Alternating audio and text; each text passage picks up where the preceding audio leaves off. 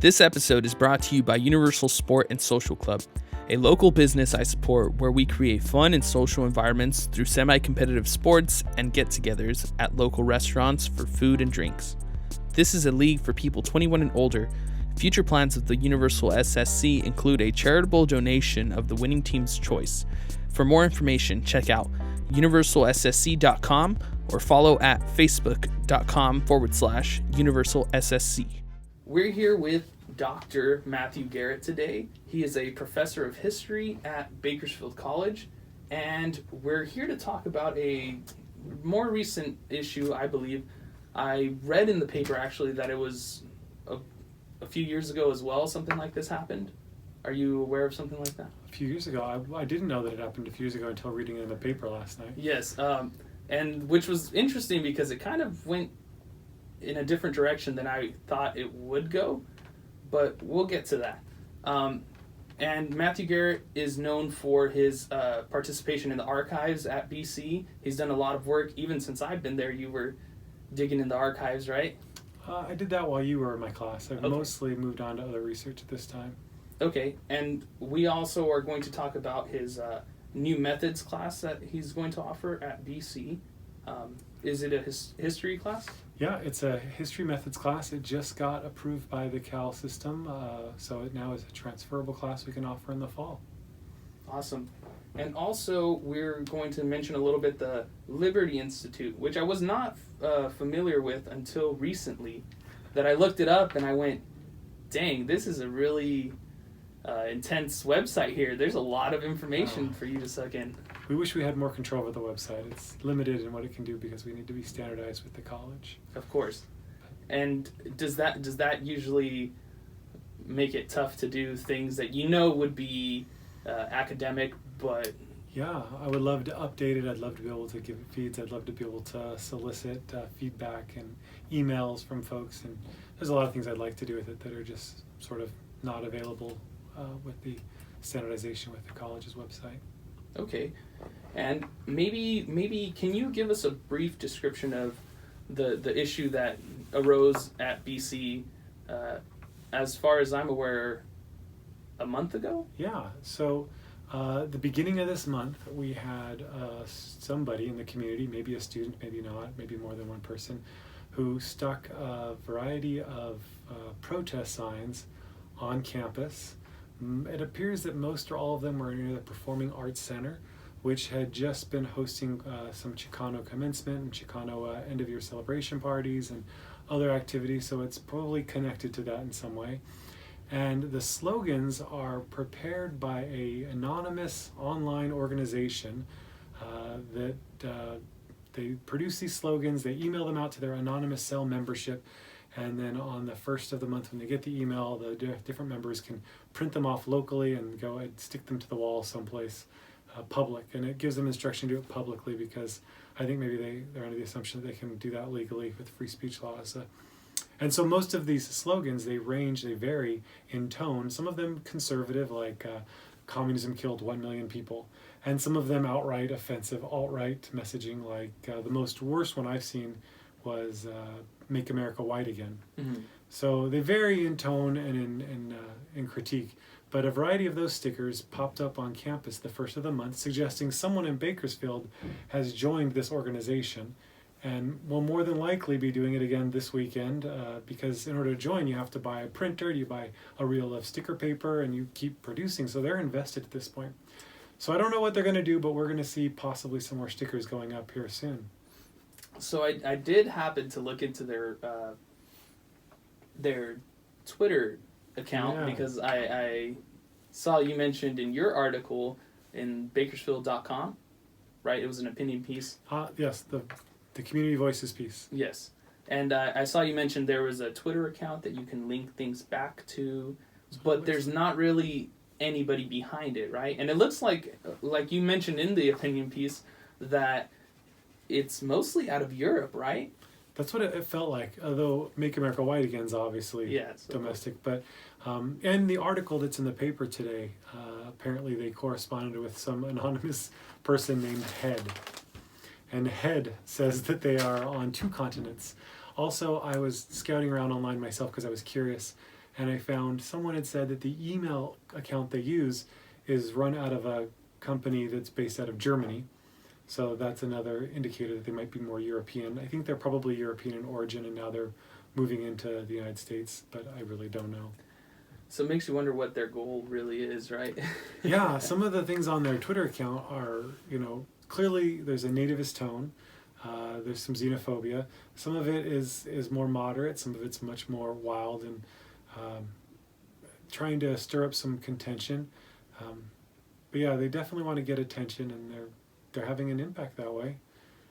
I regret in my first That Opinion piece, the community voice piece, I regret that I probably mischaracterized them as a conservative protest group, because in looking closer at them, I can see that in some ways it's conservative, but in other places it's further conservative. It's further than that. But if you look at the folks who posted on our campus, that's interesting too, because how do you want to judge the folks that posted on our campus, the one or two or however many are involved?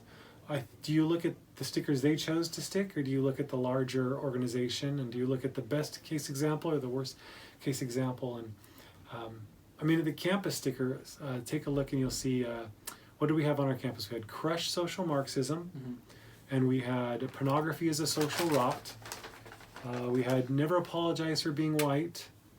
Feminism is cancer. Feminism is cancer. And diversity means no white people. And diversity means no white people. So those are our, I think, 5 or so that we had on our campus.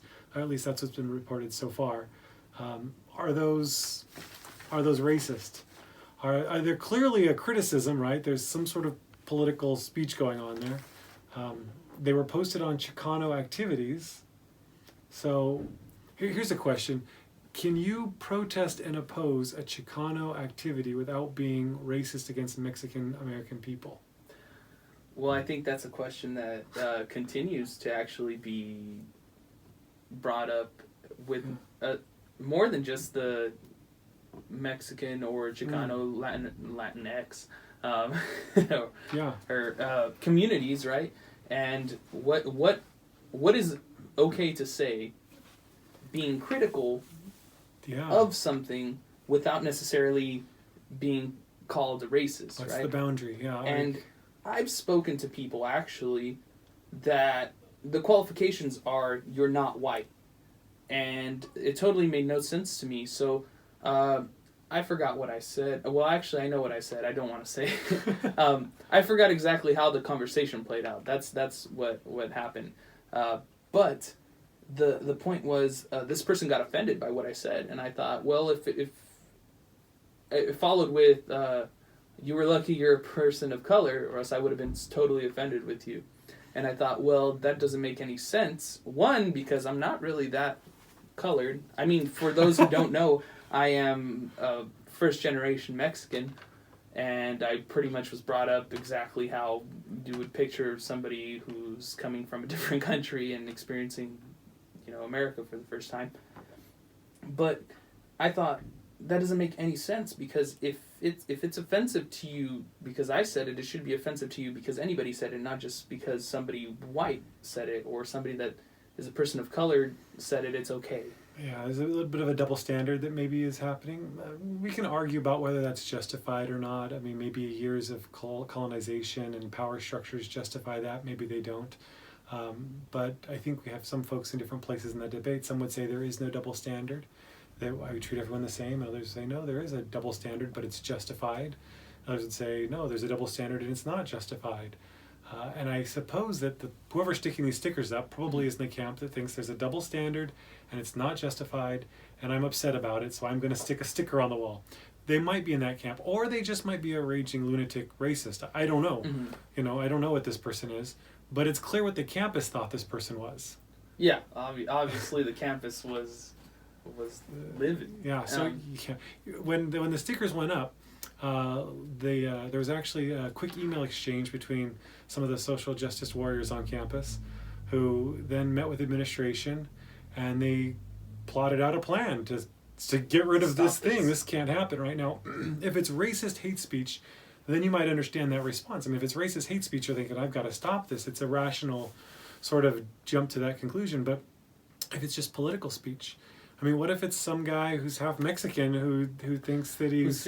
And which is funny you bring that up, because coming from a majority Mexican community, and I mean, I would say most of my friends are probably Mexican, there are a lot of conservative Mexicans that I know that would agree with a lot of what, say, President Trump was saying during his campaign. You know, they are concerned about border security. They are concerned about all these issues that you would classify somebody as modern-day conservative, and they're totally fine with it. They're not seen as racist. They're not. Right. They're not coming from a racist perspective. And I mean, that also brings the question, like, who can be racist, right? That's one of the debates out there. Is you have to have power to be racist. And then there's white people have it. The debate of anti-racism, right? Which I'm like, isn't that just racism towards somebody else? But, you know, that's... If it's for a balancing purpose, then it's okay, right? If it's for social justice, you can have reverse, that's the argument, right? Social justice says they won't call it reverse racism because that sounds bad, but social justice, we'll call it. We'll take from this and give to that to balance and make it fair. And that goes back, you know, that goes way back. It's grounded in Marxism, right? Marx's idea of the underprivileged need to be served, and there's going to be a revolution, and we're going to redistribute the wealth in a fair way. And on some levels, it's a nice idea. I mean, wouldn't it be great if everything was fair and things were nice and everybody did their work and got what they deserved? I mean, there's some nice idea in that utopia dream, but the reality is it never seems to work. You distribute the wealth, and someone gets more than they should, and someone gets less, and there's a lot of animosities and tensions, and we can see that on campus with someone expressing their frustrations that some group is getting something, and it's not fair, and I don't know if I agree, but I do think that it's a worthy discussion point. Like, we should talk about it. We shouldn't say that cannot be discussed. It's hate speech. We need to say, look, there's some people with an opinion. Let's talk about it a little bit and see what we think's there. And that also, I mean, I guess since I studied history, I kind of look at things from a very large perspective, and kind of, how does this play out in the end? How did this start? What really amplified it? And one of the questions that I would have are, when was it not fair for someone? Yeah. Right? And then that brings the question back up of what is it? Equity versus equality, right? Mm-hmm. Because if we look back in history, I mean, there's always one group getting shitted on by everybody else, whether it was the Irish or the Native Americans. So which group do you pick to prize and say, this group's special? Whatever bad happened to them, we're going to say they were unfortunate victims. Whatever bad they did to others, we're going to overlook because they are a group that's protected or special. Well, I think that debate is very interesting today, because if you ask me, I would say that it's hard to say that your failure was because everybody else, right? And I think that's a really, really catchy slogan to just kind of, I can't do anything about it because I'm facing all these issues. And I even have students today that try to come up to me and share their concerns with their personal life and all these externalities that kind of affect the way they perform, which is understandable. They're real issues. I'm also not like a dick that's gonna, you know, I don't care about what's going on, or I can't work with you. But also, are we really teaching these kids to be successful, or people in general, if we tell them, hey, if there's a reason why this happened, it's okay. Where in reality, I mean, I've never worked a job where I can tell somebody, hey, I got a flat tire, I didn't show up because that, and then they say like, oh, don't worry about it, take the rest of the day off, it's all good, you know. They're still a little upset. I mean, most people would be understanding and say, hey, shit happens, right? But, I mean, you're also calling me, like, right when you're supposed to be at work, and you're saying that you're about 10 minutes out, and that's where you got the flat tire, and... Yeah, where's the right balance between a sufficient social safety net that meets the needs of people who have genuine needs and really need help, and without encouraging and promoting behavior? Because you reward the behavior, you're going to get more of it, right? Of course. I think in my classroom, my very best students are often my Nigerian students. So I have a lot of Nigerian students, and I don't know if that's because of some relationship Bakersfield must have with immigration or something. We get a lot of students from Nigeria, and it's English is their second or third or fourth language, and I have a lot of reading and writing that could be intimidating, but they do really well. They all get A's and B's. And I pulled one aside last semester, and I said, hey man, what's going on? Why are the Nigerian students doing so much better than everybody else? I mean, you guys are learning a foreign language, you're in a new place, they're often working long hours, and they're hustling. And he said, well, because in Nigeria, there's no help. If you don't work, you don't eat. And he said, if a person comes to me and says, help me, I say, go get a job, you go work. And there was this really cold treatment. Or I said, well, what if they're injured? He said, if they're injured, they have one arm. I say, you still have one good arm, go work. And so there's some horror probably in not having a safety net. We want to support people and help people, but there's also some horror in encouraging people to not work and have multi-generational people that are just not making the effort and then continue to receive support for not making an effort. So you got to find that right balance, right? And interesting you mentioned that, because I think a lot of places around the world, they would feel that the educators should be like 100% the most respected people in society. Asia. And we come here to the United States, and I've dealt with situations where I'm kind of like, whose side are you on? Like, we're both trying to work for the kid. We need to make this work for the kid. And I'm trying to give you my perspective of what I think would work, and you're kind of fighting it the whole way there. That doesn't make sense to me, because I am a professional. Listen to my advice. I would assume, right? Yeah. I would only assume that I'm a professional. Again, some people don't feel that way, which is actually something I wanted to kind of talk about today as well. Is this idea that's kind of coming out recently about you don't need to go to school to be a professional, right? And I'm somewhat in agreement with that, but I feel like it's totally just to support who they want to be the professional and who they don't want to be the professional at the time. One thing that I've talked with my coworkers and stuff was this Fox News preaching that Bill Nye, this guy doesn't even have a PhD. How can this guy know what he's talking about? He only has a bachelor's in engineering, right? And you're like, well, in my opinion, I'm thinking, there's no way this guy's not well read up on, science. And this guy's understanding of science is extraordinary. This guy just found something he likes to do for a living. He's political, though, so yeah.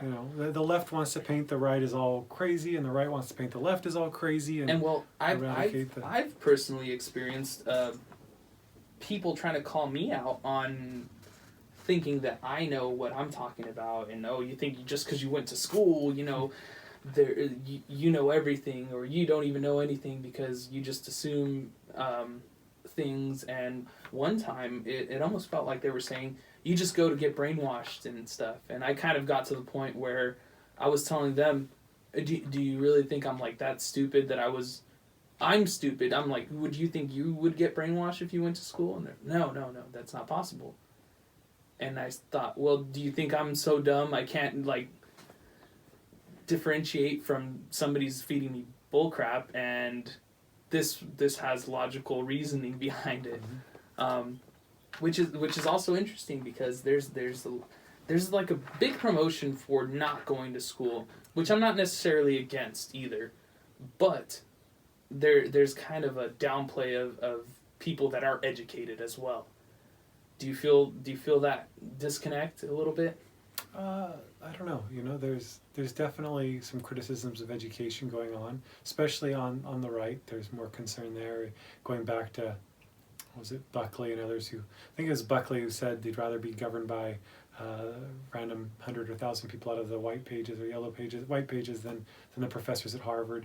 And so there's been a long-standing kind of anti-intellectual vibe on the right. And it's gotten worse that the left has seized control of higher education. So now there's even more reason for the right to oppose. And at the same time, higher education has gotten watered down. It's gotten more and more useless. It's more and more about affirming existing beliefs than it is about challenging beliefs. Even the humanities used to be about finding truth and then figuring out what you need to do to access that, to follow that, to make that part of your life so you can improve yourself. And that's not what the humanities is now. The humanities is be whatever you want to be, do whatever you want. There are no rules. And there's almost no truth as well. And so there's no growth, right? If there's no truth and there's no standard, then there's no growth. And then, well, what is the value? Is there really any value in that then? That's true. So, there's some validity, I think, in both sides. Plus, the expense of school, right? This is the next credit bubble. We've got all these people with massive student loans. Hope yours are paid off.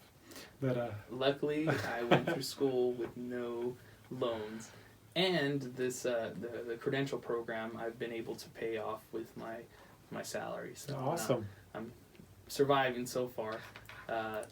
It does take a big dent in your finances, but I was never the guy who responsibility. Yeah, discipline.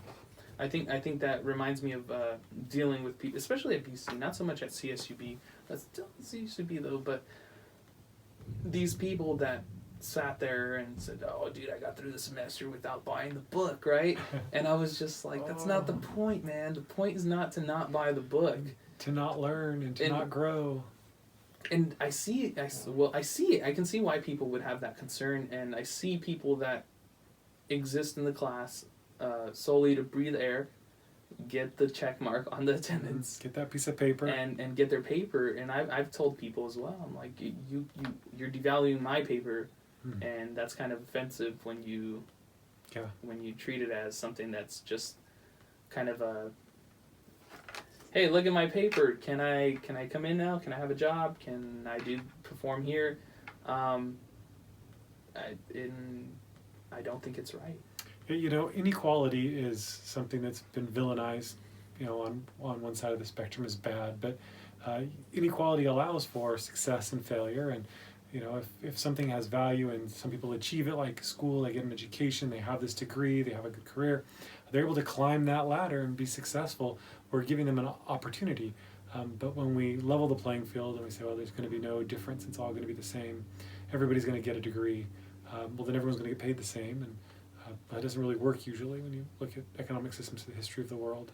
It doesn't work out. So as bad as inequality can be, and it can be bad, you can't also just level the playing field and make there no inequality. You have to find a healthy balance. I was in India a couple years ago, and I remember walking around and thinking the extreme difference in equality there. That I would stay in these nice hotels, and they were in these kind of walled off zones that were gorgeous and lovely, and it was a nice hotel and pools and whatever, and I'm in these towers and I'm looking down outside the walls and it looks horrible, and I'd walk down out of the hotel and out through the gates with the armed security, and I'd get out into the gates open and there's rubble. It looks like I'm in Baghdad or something, right? Just Benghazi. It's horrible. There's rubble, there's dirt, there's debris, it's foul, there's homeless people that are desperate and starving, and my heart goes out to them, and I think, how can there be such difference of the inequality is so extreme? And you contrast that to the United States' inequality and think, my goodness, our poor people have iPhones and cars. Yeah. So we've actually done a pretty good job, I think, of squashing a lot of the dangerous inequality. I don't know how much more we want to squash it. Well, I think I've told people too, I'd rather be poor in America than poor anywhere else, man, because I hear stories from my family members what it's like to be poor in Mexico, and that's our neighbor. And my mom talks about her job. Her first job was like around 6 years old, and she was picking up like donkey and horse poop to sell as fertilizer. And that was her job. And then they paid her to pick up some fertilizer, put a seed in there, drop it into the field. And I mean, that's not a fun job. I mean, she was 6, but she's also talked about family members that are currently living there that they literally cannot find work. And that's a big struggle as well. Well, I'd like to work, there's no work. And here I feel like you can at least find something, and there's a lot of I really believe in America being the land of opportunity, right? And that brings up the point where lots of people would complain that, oh yeah, but those jobs are over there, or then you have to do this to get those jobs, and sacrifice, that discipline, responsibility, sacrifice, discipline. If you need a job, it doesn't matter whether you're driving 2 hours or not. I mean, that sucks. That really does. And I don't want to have to do that. I wouldn't want you to have to do that. But I've worked jobs that required just ridiculous stuff. Even just at a job that was local, but lots of tedious things that you have to do. Yeah. And they're kind of just things you have to do. There are periodic stories in the news, every so often here in the Valley about groups of people who they put out for a job. They need someone to work in fields or whatever, and people won't apply because it's hard work. I don't want to work in the fields, right? So there's a sense of entitlement or laziness that we prefer to do nothing than to do hard work. Well, I think also my mom always uses you're a citizen. What is your excuse? I can't. Well, now she's a resident now, but before that she was like, I can't work those jobs because I can't even apply. There's no excuse for you to not have an easier job than this. There's no excuse for you to, use the system to your advantage and work your way up. And that's kind of always been my understanding of, America is there's a system in place that the better you understand it, the easier it becomes to navigate through it. And she always said education is the number one thing that you need to worry about. And she comes from a place where I think she did 6th grade, third or 6th grade, something around there. And I'm watching her and my father. My father, I don't think, had any education. Maybe like 1st, 2nd grade kind of. And they're just in shock and awe that you're able to have all these options and opportunities, and you're educated, you're professional. They're so proud. They're so proud. But I'm seeing, like, my mom picks up English, right? And even when we went to the immigration meeting with the final interview, and she was stressing out because she needed a translator, and I couldn't do it because I was her son and I'm biased or something. And so we had to bring somebody with us, and she didn't even need the translator. And the lady's like, you don't need the translator. Why'd you bring the translator? And then my mom's like, I'm just nervous. But I feel like there's lots of opportunity if you seek it. Yeah. So how do we get people to seek? Right? We have opportunity. We have some people that are climbing up that ladder, doing the best they can, and we have others who are thinking, well, I don't really want to. I'm going to enjoy it's not enjoyable to be poor, but I don't want to go for that job. I don't want to do that. I'm going to just kind of settle where I'm at. Do you let them? Do you press them? I don't know what the answer is. I don't think I know either. I see my students a lot, and I think, there's no way I'm going to teach you until you get to the point of wanting to learn, because it's such a big wall that's just built immediately, and you can't break through until they decide to, lower the gates. And I feel like a lot of students kind of have been catered to enough to where they play the system now on, hey, if I just don't care enough, this guy just leaves me alone. I see those students because they come to my class next. And they just sit there. And I have a few of them in every class. They don't do any work, but they come to class. And I say to them, why are you coming? You haven't done any work. You haven't read any of the book. You haven't taken any quizzes. You haven't turned in any work, but you're here. And what's the point of showing up? Why do you bother coming? You have no chance of passing. And just sort of this mindless, I don't know, that's what I did in high school. And it worked, so here I am. I like seeing people get heated. No.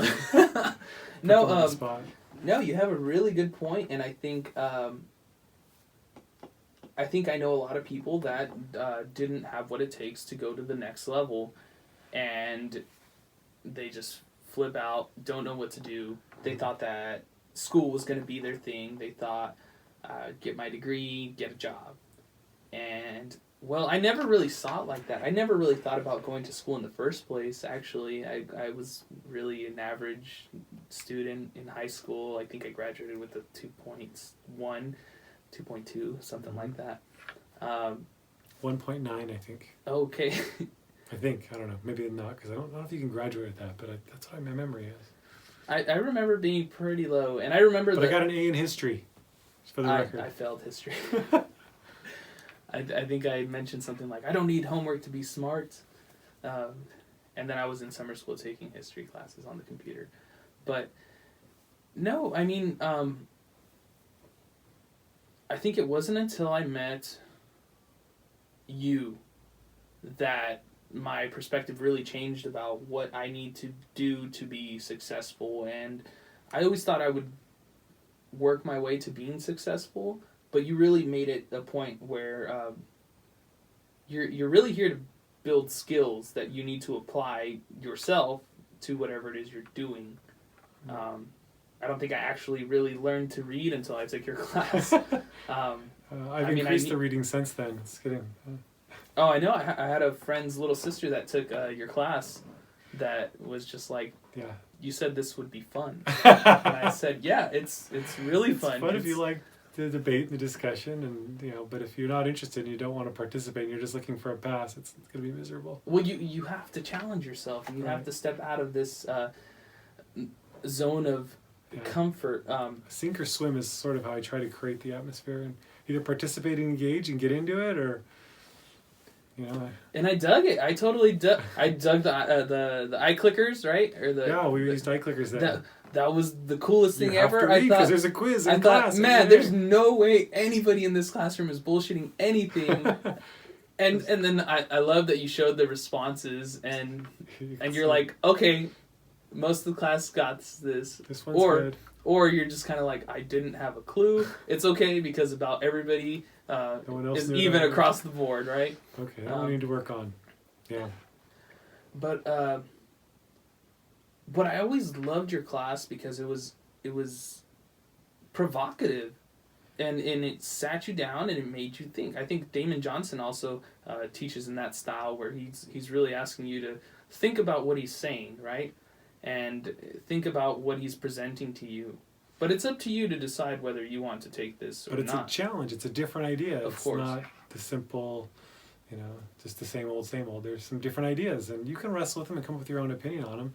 But let's provide you some other choices. Let's give you different voices to hear. There's a lot going on out there, and we don't need to just indoctrinate you with the same message that everywhere. Let's give you a variety of choices and poke at you from lots of ways and make it a little painful. And I think that's why people are so turned off by politics now, is because they're just tired of it's exhausting. One side or the other. You're one side or the other. And I've been labeled lots of things. I've gotten into the Facebook debates, and I've attempted to rationalize, and I just couldn't do it. And it got to the point where I had to just say, okay.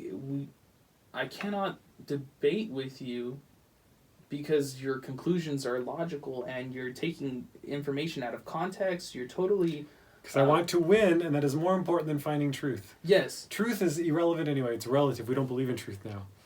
Right? That's what I wanted to talk about a little bit, is how did we get to a place where truth is, whether we're talking about fake news or even a standard of how you climb this ladder to be successful, like why bother? Why have a standard? Where does this apathy, this failure to believe in anything solid come from? And you can look in philosophy, some historian I like to look at the history of the ideas and where they came from. And a lot of this is out of postmodernism, or going back to the Frankfurt School, going back to Marxism, that there's this attempt to deconstruct and pull things apart and break down the power structure for the benefit of the marginalized people. And for a long time, like in the 1960s when postmodernism was getting rolling, this was such a wonderful idea because we started looking at different angles we'd never looked at before. Like, hey, let's look at the experience of African slaves and how they engaged and overlooked angles of their resistance. And let's look at Jews living in the ghetto in Germany and what was their experience like? And get at these different perspectives that have been ignored. It was so valuable. But you can only pull pieces apart so long before there's nothing left. My youngest daughter, Lexi, she likes to do crafts. and inevitably she will find a roll of toilet paper, and she'll peel the 2 ply into 2, then she'll pull each piece apart, and then she'll pull the single piece into 2, and then she'll for a while you can make something with this. You can turn it into, but it gets to a point where it's just chaos. And whether we're talking about truth or history, when you break it down into chaos, there's a point of diminishing returns. Like, how much more can you continue to make chaos? It was very valuable in giving different perspectives and seeing angles we'd never viewed. But by the 1990s, the postmodern critique was starting to become stale, I think, and those who are still clinging to it today, we don't have truth. So where does that lead us? If there's no truth, then you don't have to do anything, and it's chaos. We see it in politics, especially, but also in society in general. Without a standard, people don't believe in anything. So why bother doing anything? And I think that's kind of what I was talking about earlier with the religious studies class, where the professor posed the question of whether we think women should be priests in the Catholic faith. And I mean, we had studied both women. It was a women genders class, and we had studied both the conservative and the progressive and the moderate viewpoints on their religion, their beliefs, kind of the doctrine of the faith, and what perspective should most people be looking at it. Of course, it was a male-led society, or it was needing to be reformed, and they posed the question, right? Should women be priests? And everybody was saying yes, of course. I feel like it's kind of a given that you have to answer in a certain way sometimes. But I thought, well, I can't just sit here and and I wanted to be part of the conversation, so I said, no. And everybody looked at me like crazy. And misogynist, yeah. And I was like, let me explain, before you guys beat me up. But I said, you're not allowed to have a different opinion. I said, if most of the Catholic religion is based off of tradition, how are you going to move into the faith and try to change the tradition? It didn't make sense to me. I don't think you need to. Because it's wrong and it needs to be reconciled. But if it doesn't fit for you, then don't go to it. There's other things to do, and other. I mean, my argument was you can practice other religions that fit your set of ideals better than maybe the Catholic faith would, and. But we need to force all the institutions to bow to our new standards. Which kind of brings back to that idea of free speech that we started with. How do we judge what is okay, and who's the judge? Right. Who gets to decide? Right? Is it popularity? But if it's popularity, I mean, I can't build up my ideas if every time I try to say something, they get shut down. And really, where do you stop when you're driving it so far, either left or right? Mm-hmm. And I think that's where we're at right now with the political climate, is too many people are pushing it real far left or real far right, mostly just to not give any ground to anybody who wants to kind of bring it back towards the middle. You can see that with those Hunter-Hander stickers on campus, right? That there's the social justice warriors who say, no, this can't be discussed. This can't even be addressed. We don't want to see it. We don't want to hear it. Because to give it any attention is to give it equal footing, and it is hate speech, and it is wrong. It must be completely, disenfranchised and removed. But there's actually, it's arguably not hate speech. And so, I mean, is it a valid thing to discuss? No, we can't discuss it. And the institution's response, I didn't tell you this, it's not in the paper.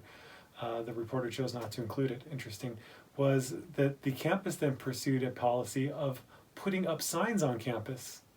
So they completely... The campus put up signs that said that we believe in diversity and inclusion, and inappropriate comments will not be tolerated, and you should report them to public safety. So if you disagree with these critiques, you will be reported to the law enforcement. But if you disagree with any other critiques that are already up, you're racist. Oh, goodness. Or you're...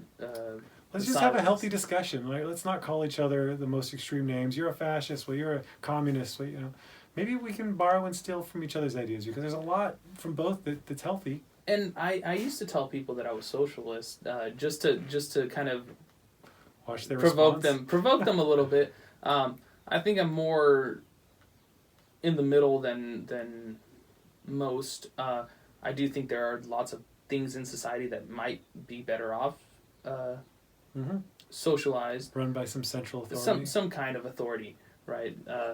But then again, I also don't think the entire country needs to be socialized, because then again you have the issue of, well, who's in control and who's in charge of what is right and what is wrong. Who decides if it's hate speech?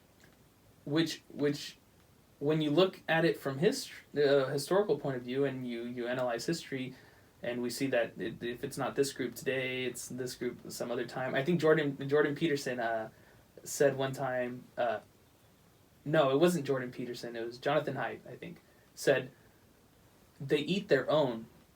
So you're with them one day, and then next thing you know, you're being called out for something you did wrong. The hoax papers, you fall down. A little bit, yeah. That was amazing. So you had those 3 scholars. One of them's a philosophy instructor at Portland State, I think it is. The other 2 are private sector, so they're untouchable. But the Portland State guy has been severely punished because they generated, what is it, like a dozen or 2 dozen papers on on just ridiculous topics. They targeted these fields, these grievance studies, they call them, right? The women's studies, fat studies, LGBTQ studies, these fields that are really basically using old Marxist and postmodern dogma, and it's become so convoluted and confusing you can't even understand it. And so they just threw in a bunch of convoluted, crazy stuff and then watched it get published. As long as you said the party line, you were good to go. And in response to that, Portland State has begun discipline against this guy because they said technically it was an experiment. And he falsified. And he didn't follow the IRB responsibilities. Every institution has an IRB, internal review board, institutional review board that's supposed to run through all of your experiments. And of course that's ridiculous. He's a philosopher. He wasn't doing an experiment. He was doing a joke. Historians, we rarely use the IRB. I have an IRB on campus. I actually serve on the IRB board. But if you're not doing a survey or an experiment, we don't care. If I surveyed my students just for my own knowledge or for a joke or something, it's not an IRB. It's not an IRB thing. But this institution is going to go after him because he dared to question, and he's an atheist. He wrote the atheist handbook. I mean, he's far left. He's not a conservative right wing alt guy, right? He's far left. He describes himself as left wing. I think I saw a video that had all 3 of them. We're all pretty left here. I mean, now they're being gobbled up because they didn't toe the party line, right? The paper on dog humping and the paper on the one that was a translation of Mein Kampf, right? Just for what is it? Women's studies. Yeah. Fat bodybuilding, right? Because it's fat shaming to mock people for being fat. You should never do that. So here's how you bodybuild while being fat, which is a ridiculous idea. But as long as you say the things that are protect the right groups, you're good to go, and you can even get an award for your work.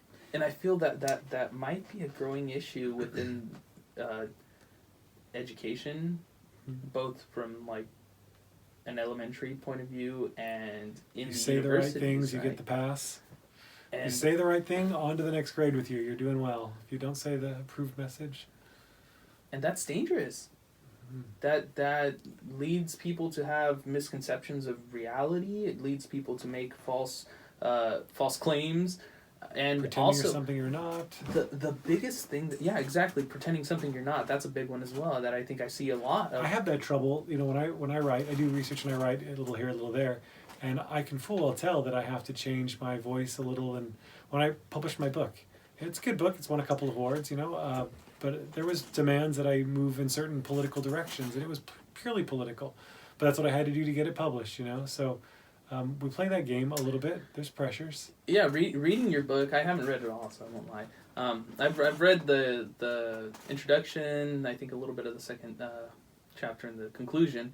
They wanted more theory in it. And it does seem like you stepped back a little bit. Knowing you personally, I was a little kind of like, oh, this guy went easy on these guys on these I guess publishers. He kind of took it easy on them. I was trying to meet the needs of several audiences. So the book for listeners who don't know, it's about a foster care program run by the Mormon Church for Native American kids in the 20th century. And so Native Americans, those who are activists and active in politics and concerned on social media, many of them would say this was a assimilationist, bad, vile sort of whitewashing of Indians. And many Mormons thought this was inspired by God. And many Mormons who are Indians who participated, well, now you have a weird, what do you think, right? Intersectionality here. Some of them thought it's bad assimilation. Some of them thought it was actually really helpful in helping them be successful. And others have mixed views.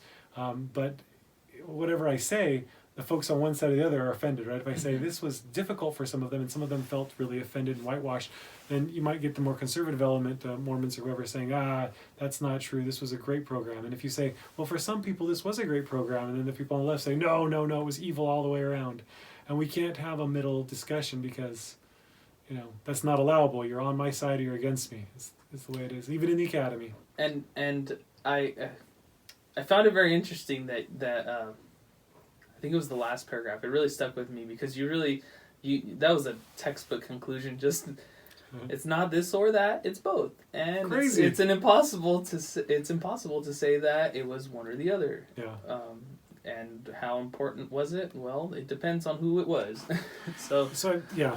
Well, I have another article I'm working on right now. I finished it 2 years ago, and it's been hung up as part of a collection, and there were some other problems, but it's hopefully working its way out of the press finally. But it's about Indians in 1800s Utah in a similar situation that get adopted and raised in Mormon homes. And the field is really interesting because if you're in Native American studies, Native American history, the answer is always the white man did bad and the Indians were victims and they resisted as best they could. And that's a response from, the 1990s on, that's the narrative, right? That's a response to before the 1990s when it was like, great white guys are coming through and settling and clearing the way of chaos and bringing their wonderful institutions. And so you've got the pendulum in one extreme and then it goes to the other extreme. And the narrative today is still that sort of, that narrative that all Indians and all subjected people of color are resisting always. And that comes out of decolonization theory that's popular in the 60s, partners with postmodernism and some of the old residue of the Marxist Frankfurt School stuff. But they believe that the people of color, the people who are marginalized, they're always resisting. And you have to dig in there and find that. And for a while, that was really helpful looking at slaves and others. But what about people who aren't resisting? What do you do? I mean, can we have people in history that are going along with it, that are participating, are they just sellouts? If you are a Native American, you say, you know what, I like getting an education because I like having an office with air conditioning and I like the benefits of a car, and I'm going to follow this white man's education in the 1930s or 40s or 50s. Are you a sellout? Or are you just a smart guy following the path to get what you want? And because you have to resist, right? No, you have to resist. Decolonization theory says you must resist. It's coming out of that Marxist theory that there's two forces. There's the evil colonizer and there's the victim. And that is how we will tell history because Marx told history that way. There's going to be a revolt. It's the haves versus the have-nots, and eventually something good will happen. And this obsession with conflict and class warfare is buried deep in the academic literature. And you can see it if you look at someone's wording sometimes, even in that newspaper article. You can spot a Marxist when they start fixating on class conflict, right? That maybe that's because they perceive the world that there's this conflict and you must resist and fight. And they can't possibly conceive of a world where men and women work together to accomplish something, or where a person of color and a white person can cooperate on something. That's irrational. No, there's always resistance. That's the only definition. Well, I think that brings light to a scenario I like to throw a lot of people is, so this white kid was adopted into a black family and grew up in the ghetto, right? and they literally grow up in this culture, right? And they're acting what somebody would say, like, they're acting black, right? Or they're acting ghetto.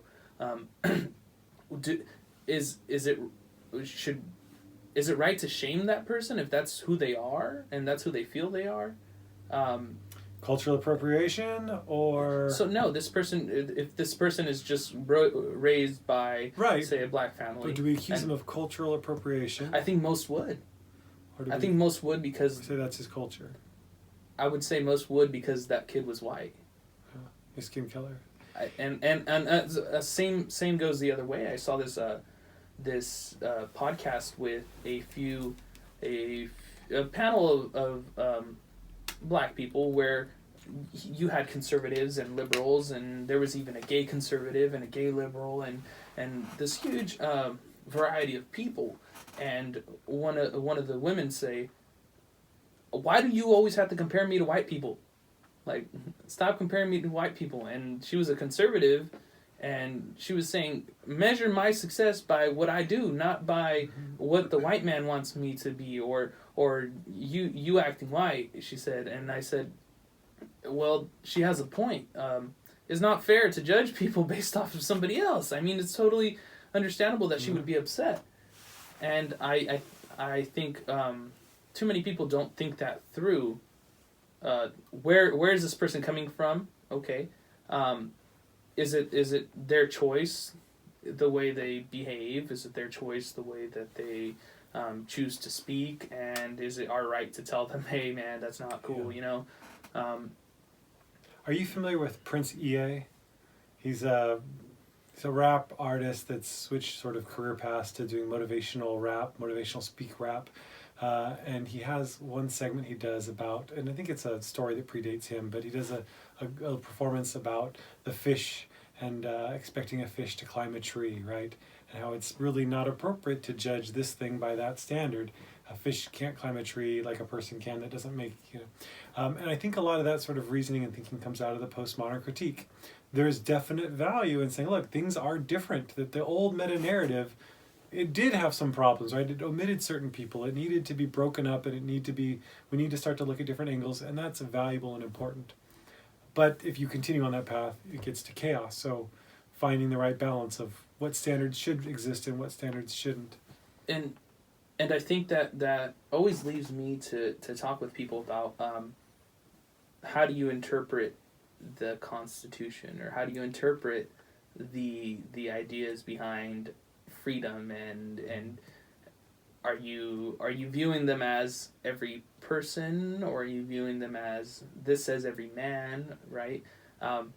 I've never really thought of, if I honestly think of when I studied U.S. history, right, that first class, I don't think I ever pictured a person when thinking of this person is free. I kind of just saw this, you know, figure, this black figure, right? And there you go, opaque figure of a free person. Just like a shadow, right, of somebody who is free. And I don't think that I necessarily said only one group of people were free, or I think it totally depends on the individual, and I think your happiness comes from how you view it to be that you're free, or maybe you don't feel free, but how are you viewing it, right? How are you interpreting this idea of freedom?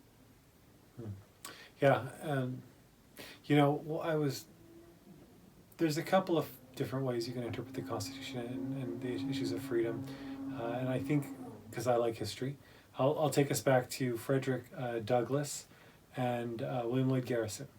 Both of them abolitionists, right? William Lloyd Garrison trains Douglass. He picks up Douglass. Douglass is the runaway African-American who moves to Boston. He goes to an abolitionist meeting, hears Garrison speak, is kind of inspired.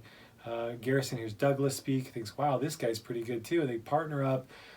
Garrison mentors Douglass, but eventually they kind of have a falling out over, among other things, their interpretation of the Constitution. And they're both abolitionists. So there's no bad guy in the story, right? So you can't go, oh, that's the wrong guy because he's the Southern racist. No, there's two folks, abolitionists, who are on the right side of history, but very different interpretations of freedom in the Constitution. Douglass says, the Constitution is inherently focused on liberty. So despite the fact that it says 3/5 are slaves, and a slave counts as 3/5 of a person, and a slave must be repatriated if they run away, despite those types of things in the Constitution, the overall essence of it is liberty, and that if ever you read an issue into the Constitution, you need to assume the Constitution is geared towards liberty. So if given a choice between government manages it or a limited option, or you have the freedom to do whatever you want. The Constitution implies freedom of whatever you want, and that includes freedom for African Americans. The Constitution is inherently an anti-slavery document, Douglas says. And then Garrison says, no. The Constitution is inherently an evil document that entrenches slavery, and it should be. He says, I don't want to follow this. And for a while there, Garrison doesn't consider himself a member of our nation. So, people can read a lot of different things into the Constitution, and not necessarily wrong or right or either. But just there's room for different interpretations, right? I think so. Which kind of. I want to move over back to the freedom of speech issue on campus real fast, and it's bugging me, and I've been wanting to bring this up, but I think it's also my issue with academics now. This idea of we are a safe place, right, or we are a safe environment, and my interpretation of safety is I'm not being beaten up, right? Protected from violence. From violence, right? From what about physical presumed harm. violence, vocal violence, literary violence? That the sign said crush social Marxism, right? Crush is violence, right?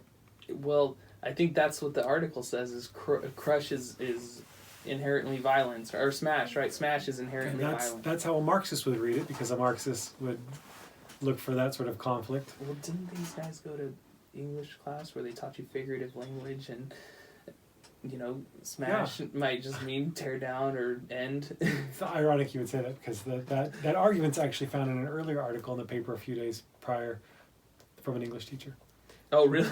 so well, I'm on your page with that. I agree with you, though. I'm not an English I agree with person, but I mean, I can't spell to save my life. It's not a violent message to say. I mean, obviously, it's symbolism, right? They're saying get rid of, abolish, destroy this system that they don't believe in. It's like saying crush slavery. And maybe. Sorry. Go ahead. Maybe could you explain cultural Marxism for somebody who might not understand? So cultural Marxism, right? This is in the paper there. Going back a few days, my initial article gave a brief 2 or 3 sentence of it, and then there was a counterpiece arguing that the cultural Marxism is the boogeyman of the right to accuse anything on the left. That's really not an accurate portrayal. So I've been hinting at this today so far repeatedly about the evolution of where these ideas are coming from. And if you go back to Marx is a student of Hegel. Hegel believes that the history is moved by the spirit of forces that are moving about and colliding and interacting, and two things collide and create something new, this dialectic.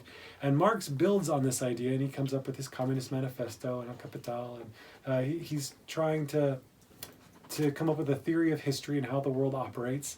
And his theory is that there will be a revolution. There will be underclasses rising up and taking over, and there'll be this wonderful thing. And Marx eventually dies, and his ideas continue to linger in Germany, especially in Europe. And eventually they evolve into what's known as the Frankfurt School. And the Frankfurt School is a bunch of German philosophers who believe in a lot of this idea of the poor rising up and how there's going to be change. And the Frankfurt School, what really makes them special is one of their arguments is that history shouldn't be, and society shouldn't just be observed and understood, but it's going to change, and we can play a role in changing it. We can pull it apart, and the Marxist revolution never happened, but we can help it happen by pulling things apart and ushering it in and reorganizing a little bit. And then World War II happens, and those folks end up pouring out into France and America and elsewhere, and their ideas spread and evolve into postmodernism. And that ideas continue in the 60s and 70s when you have folks who are pulling everything apart, like my daughter, pulling apart the toilet paper, right? But you also have this remaining argument within Marxist thought that's still lingering on that no, we shouldn't just pull it apart. We're pulling it apart for a purpose to put together our new social order, our new just order that will be fair the way we think it should be fair. And so this intelligentsia, this educated elite that think that they are the ones that know the right way to do this, they should be the ones to interpret the right way to put it back together because they know best. And we should all listen to them. And that's the founding of the social justice movement. But it's deeply Marxist. In fact, here's a fun story for you. You should Google sometime. In 2015, I just saw this article from 2015. Communist Party USA was in Los Angeles holding workshops on Marxism. And they were specifically targeting Spanish speakers. Did you see this? You know what? I think I ran across something like that and in LA. They were promoting their Marxist theory. Communist Party USA was bragging about how they found some really ready and willing partners who already are training Marxism, are ready for the next level of Marxism. And the groups they partnered with to hold workshops and to teach those workshops were social justice organizations throughout Southern California. So that was in 2015 they were talking about it. And social justice and Marxism are deeply wedded. Anyone who says otherwise is either ill-informed or dishonest. Okay. It's part of a plan to change the world into the way they think that it should be best done. Now, maybe their way is right. I mean, let's have that discussion. I'm not trying to shut down the discussion, but let's not deny that there's a plan to make changes, because that's what comes out of the Frankfurt School. It comes out of Marxism. It's to change and shape the structure so we can have a new power structure that meets the beliefs and perceptions of whoever thinks that they should be in charge and has the best idea. The problem with that is when you put someone in charge to shape their little dream world, then they're the ones making decisions. And it never seems to work. And everything you want, it seems to be every government like thrown that. out the window. Yeah. Right. So what's the do you if you could have an ideal, genius, perfect, benevolent dictator, communist, whatever king, that could work if he was perfect, right? But the reality is we suck, and so we're biased and we're opinionated and we don't see everyone else's angles. If the postmodern discussion hasn't taught us anything, it's that we have different views and you can't see the rest of the views, and you can't run the economy. You don't know the price of bread, what it's really worth, if you try to manage that and centrally organize and control that. So what you need to do is trust the masses, trust the people, which is a scary and radical idea, but that's what America's founded on, right? The founder said, look, we have a king in England we don't like, and we're going to create a system where we kind of trust the people. Now, we're not going to totally trust the people, because we're going to put some safeguards, right? We're going to have elections. People aren't going to just serve and do whatever. We're going to have elections. We're going to have representatives. We're going to have electoral college. We're going to have these safeguards built in. But essentially, our system is based on the people. Let the people decide the price of coffee. Let the people decide what the policy should be. And it's pretty scary and dangerous when you take a little elite group and say, no, we are in charge of deciding what is and isn't, and what will and will not be, and what policy should exist. That's going to collapse. It's not sustainable. It's never been sustainable, and it's something we should be a little worried about. That's what the Liberty Institute's much part of it's about. Is about educating people in a sense of what has happened and how getting back to those founding principles, right? That America was based and founded on the people having sovereignty, on meritocracy, that you put in work and you get what you earn, on responsibility, and those sort of values that made America strong as a young country. That hustle that we used to have when you knew you had to work for it. The free markets that we had, where we didn't have centralized control. The more centralized control, you can ensure certain people get things for a while, but it's going to collapse. It's unsustainable. And so what I would say is, many people would argue, that was for the white people, right? Or for the white males. But take that out of the picture, right? And listen to what you just said and think anybody. Doesn't that sound like the ideal society? Wouldn't that be great if anybody could climb to the top if they worked hard? And you get what you worked hard. Right. And so the social justice war, I would say, well, that's a great idea, but the people of color can't do that. You're not able to, so we're going to provide a mechanism for you, Erin. And I don't see how that's not insulting. Right. How is that not insulting? I mean, a little brown child. Let me help you. I'm a the Mexican, white right? guy with the idea. You're going to tell me that I'm somewhat at a disadvantage than anybody else, and I can't do something for myself because the society is built in a way that I'm automatically going to lose no matter what I do. That is a disabling handicap, to tell someone they can't accomplish something when they full well can. There are obviously limits and there are problems, and we can always work on things. But as a general trend, you're fully capable of climbing the ladder, especially in today's era. And it's funny you bring that up, because I remember going back and seeing your Rate My Professor, and you're just getting so much shit from people that are just kind of, he doesn't work with you. He's love not him or hate helpful, him. Right? And I'm sitting there reading these. I never really like to go based off of my Rate My Professor scores, because I think they're easy to. You just give them all A's and they love you. And yeah, it's easy. And I was sitting there and I'm thinking of the person I know you to be, and I thought, this guy was never disrespectful. this guy was never like insulting. This Challenge guy your never. beliefs. This guy never went up to somebody and said, "Hey, you. I don't like you," right? You approach things from a very educated perspective. You thought, "Hey, guess what? I have to do things a certain way right now to make you feel uncomfortable." And that's necessary to truly understand what people were Devil's going through at advocate. this time, I play right? whatever side you don't. That's bigger than my teaching. I think that's who I am. You mentioned your political views a little bit and said you had once been socialist and sort of moving around. I'm not sure I'm Democrat, Republican, Libertarian, Socialist. I think if I had to pick an identification, I'd be contrarian. I don't like when one side bullies another side, and I tend to help the side that's being bullied. And so I end up moving around a lot in my views and in my classroom. If you're in my classroom, I will push the opposite way, right? If everybody in the classroom is far left, then I'm going to push to the right. If everybody's far right, I'm going to push to the left because I want you to see something different. And that's okay, I think that's beneficial. I think that's the only way you're going to get somewhere is somebody else has to tell you something that you are disagreeing College with. needs to stretch you. You need to grow. You need to challenge yourself. It brings me back to this idea of safety and is it mental safety or like should we really be concerned that your feelings are hurt when an idea is thrown out there? And if that's the case, then of course there's no truth. Of course there's no agreement between people because I might get offended because you said something you can't have a that discussion. Maybe you didn't even intend to sound. Fragility, liberal fragility, right? The ironic, the insulting accusation by conservatives that you're a snowflake, that you're fragile, that you can't take it, and maybe that's based out of this sort of concern that we need to protect everyone's feelings and give them trigger warnings and not have microaggressions. But the real world has microaggressions, right? The real world has people that are pushing, and it'd be great if we could all sing Kumbaya and watch the rainbow. But it's also important that we train you and inoculate you for the world that you're going to enter into. The real world. The real world. And the real experiences that you're going to. Things. Exactly. I think I've told students before that I don't mind them staying in my classroom, missing a class for, they're feeling down for some reason. One day, right? When you're feeling down every single day, right? You gotta give them some space. We have to talk about that issue. Now, I had a student that wanted to stay in my classroom because there was a boy in another class she was having issues with. She didn't really want to sit in that class with that boy.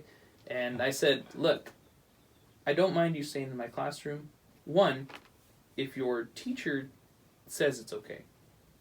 Because you're not using my classroom as a ditching classroom. Two, only if you first go to the classroom and try to manage the situation yourself. Wow. If it gets to the point that it's totally overwhelming and you cannot do it, go ahead and ask your teacher. That's that balance, right? Little that safety student net, didn't come back. A little bit of push. That student totally stayed in her class and was fine. But you did provide a safety net for her to go back to, but you urged her off of that. Exactly. This is not your first choice, and don't let this become your first choice. You shouldn't run away from things right off the bat. You should try to face these, and then if something happens... That reminds me, Madison, when he was writing the Constitution, right, Madison is deeply conflicted about some of the engagement of Hamilton's activities. Hamilton's trying to infuse all sorts of stronger executive power. Hamilton would like, and even as the country's getting started, Hamilton's eagerly building up central power, and Madison's increasingly nervous about it. And sometimes Madison's been portrayed as sort of the anti-Hamilton, that Hamilton wants central power, Madison doesn't. But I've recently been learning a little bit more about Madison wanting to be okay with central power and be okay with involvement as long as it had a 20-year or less, some sort of time period attached to it. And that's the bank that we get, the National Bank, had a 20-year lifespan on it. That Madison thought, look, we can have this stopgap measure where we have some intervention, where we help a group or we help a situation where the government gets involved and does something, but it needs to be temporary because it cannot become the new norm. And I thought that's a really inspiring idea that we go back to our founders and we find, like, what if we did that today? Now, I don't mean that we throw everyone off of welfare or something but but maybe let's look at this model. Like, how can we urge people off of the slower, reduce subsidies for negative behavior, and don't make that the norm where people are encouraged to do it. And well, you should be able to look at something and say, hey, this is not working. We need to approach it from a different perspective. We don't want intergenerational reliance on this service. How do you feel about those people that say we should totally just rewrite the Constitution to a more modern ideals? So clearly that's Philadelphia Convention hashtag number. Yeah, I don't agree. There's wisdom in time. We have thousands of years of knowledge and experience that's come to this very moment. And maybe we could take all of that and marshal it into this one weekend or few weekends in Philadelphia and create a new constitution. I mean, they made this constitution we have. Those guys weren't gods. But that Constitution's held up pretty well. They did a pretty good job. So I'd be very reluctant to just throw it out the window and start fresh with what might not be a very safe choice. I mean, let's take a slow, cautious, let's make changes where appropriate, but let's be thoughtful, because any change you make might have a negative consequence. That's one of Jordan Peterson's chicks that he talks about a lot is, every action, and if we're up to like a 90% efficiency or a 95% efficiency in your class, in your work, and you say, let's just throw it all out and start over, there's a good chance that whatever you come back with will not be anywhere near 90% efficiency. So let's hold off on that idea, and let's just slowly tweak things and move that 91 to 92 to 94, and let's incrementally improve what we have, not throw out everything and see what comes new, because what comes new might be horrible. I mean, that's what history has definitely shown us. Most governments don't do so well when they start fresh. So that brings me to question the safety of an individual's feelings, right? And rewriting the Constitution. Now, are we rewriting the Constitution based off of how you feel? Or are we looking at some kind of social justice model of what would be correct? Because that's dangerous. Yeah. And we can't agree right now what's the right, correct, just model. I mean, should we have affirmative action? Should we have on campus what I think that perhaps our slogan sign sticker person might be crazy racist, but they might be making rational political commentary, such as why do we have a commencement for every ethnic group? Why do we have one for every group that you could be part of? Why do we have funds that are going into events for I don't know who? There's some students, disabled students, that are getting support through disabled services. Is that appropriate? I think a lot of Americans say, well, of course it is. We want to help that group. Or what about tutoring for African American males? They have the lowest GPA on campus. Should we provide them extra support? I think that's a fair discussion. Some people would say, of course we should. They're struggling. That's a good, sympathetic, even a conservative Christian might say, yes, it's the Christ-like thing, right? Or someone might say, no, treat everyone identical. That's a discussion we should be able to have without someone saying, you're a racist for having that discussion. We ought to be able to open that up and say, well, we can't have that discussion. So if we can't have that discussion now, how on earth are we going to write a constitution or a new document that is sufficiently inclusive of everyone's concerns? And that's interesting that you bring up like the you're racist thing, because I've also been I've been pushed aside as everything you have to say is invalid because you're you now, and it almost feels like there's no substance then in which we're both talking about. You're just insulting me, and I'm trying to come at you from a perspective that you might not insult me, and it becomes accusatory. Not that I'm offended by you insulting me. I don't care. I want you to realize I don't care. That's probably more important for me. Is can you get it through your head that I don't care, that you think I am a dumb person? I don't care. I'm worried about me. I'm developing me. Exactly, and many people don't see it as them growing, right? I think a lot of people that I've talked about history with, the younger people tend to want to change it, history. The older people tend to want to say that these are facts that you cannot be changed, or you cannot view these from different perspectives. And I'm kind of caught in the middle, in which I think that there's value to see things from different perspectives, and I also think that there might be some history that might have been written a little incorrectly, and which is actually the idea behind academics, right? I mean, somebody brought up science, and science being that a lot of the things are theories, right? Well, yeah, technically they're not proven. Evolution's a theory, and you'll never prove it true. But there are some theories that anytime we've done anything with that theory, it has worked. We just can't necessarily understand why yet.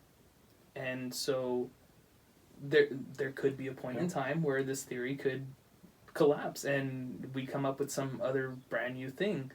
But until then, we have to kind of rely on the information that we have now. Same thing with history. There's a lot of history that could be rewritten and be seen from different perspectives. And like you said, I think it's important to gather information from these groups that may have not been as loud throughout history in the beginning. But again, how deep can we dig without just fabricating a story to include someone? Yeah, so in California, for example, Jerry Brown signed a law a couple years ago that required the social studies curriculum, which you teach, to include, I think, well, I'm not sure if you fall under it since are you middle school? Middle school. So I'm not sure if it's definitely for high school though. Maybe it's middle school too. You had to cover, I think, 5 historically marginalized groups have to be in the social studies curriculum. Disabled people, gay people, people, I think, of color, women, and I forget the 5th group that's supposed to be included. I have my own stink about that because I think I brought it up to one of my other historian buddies that sometimes when you're reading these textbooks or you're looking at these articles or whatever, it doesn't even feel natural that you're speaking of women, or it doesn't feel natural. We're going to find a woman to talk about because we want to include her here. No. It almost seems more insulting that here's the section for that was a really women, right? 1990s style writing too that was like that. They were like, well, here's our women's section, or here's our black people section, and the healthy version would be runs through. Like, the women should be everywhere, obviously. African Americans were in America always. But as we start to parcel it out to these other groups like disabled people, you have to now have a section on disabled people when you teach colonial American history. Is that really important? And on top of that, are you going to find right. enough sources to make a comprehensive... You need to make sure you include LGBTQ people in colonial American history. I have a transgender student, right? He, I guess, mentions that there's a lot of things that she runs into, that upsets her. She loves history, or he loves history. I'm sorry if you're listening to this. You probably will listen to this. I'm just, going back from reading the paper, the documents, and talking to him. He mentions that he gets upset that they try to make it seem like, oh, this person was gay, or this person, and it almost feels like they're forcing. It's a pet project, or it's not real. It's not authentic. And inclusion. He mentions that he'd rather have it be real rather than this weird made up kind of a fairy tale, or this weird kind of acceptance little story we tell that's glorified. It's not, there's no depth to it. It's their hero. There always have to be a hero because it's a hero inclusion. But we could have narratives that have people mixed in, and they can be good and they can be bad and they can be ugly in the middle, and we should have it where it's relevant, mixed in everywhere. But this policy of we will include all of these things in these places, whether they're relevant or not, is destructive to the narrative. But I understand they're trying to make sure the narrative's inclusive, but how do you find that balance between an inclusive narrative? Because the old narrative wasn't inclusive, let's be honest, right? We need to have an inclusive narrative. We want to include all these different groups where relevant. I'm not sure disabled people in colonial America really adds to the narrative when we teach that part of the class. Maybe when we were talking about FDR, you could mention it, but is that a huge part of really American history?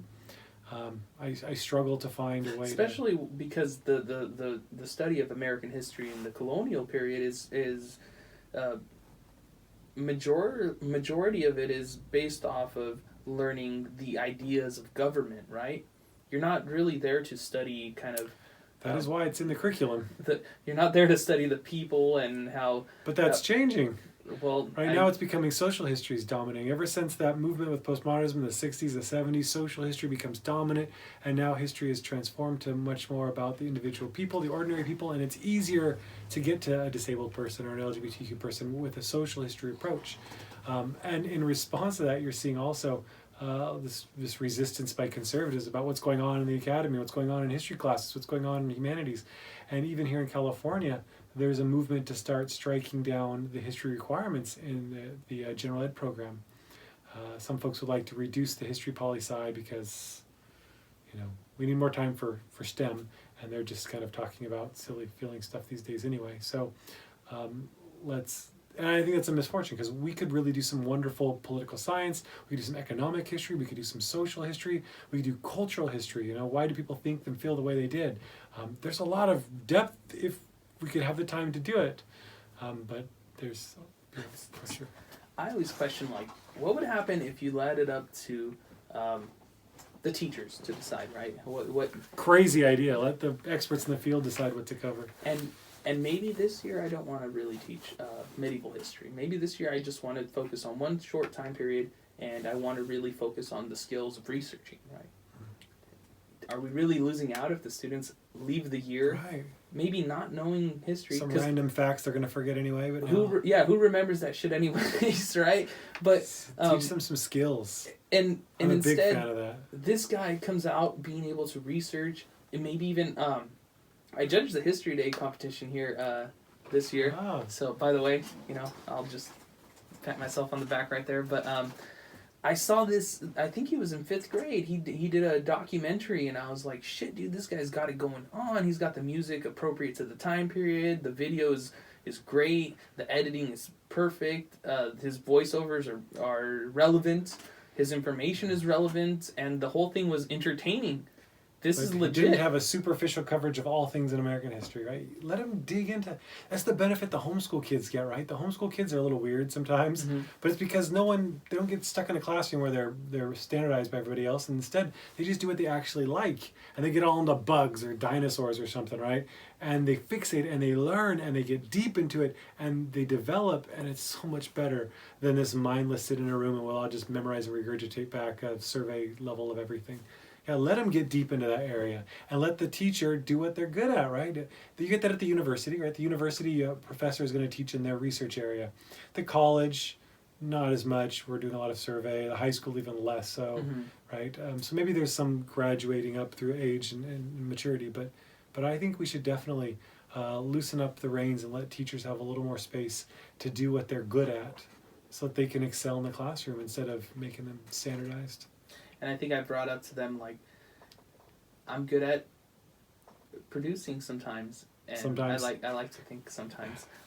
But what if I did a class on how to produce and used history as the tool, right? As a tool. Applied history class. There you go.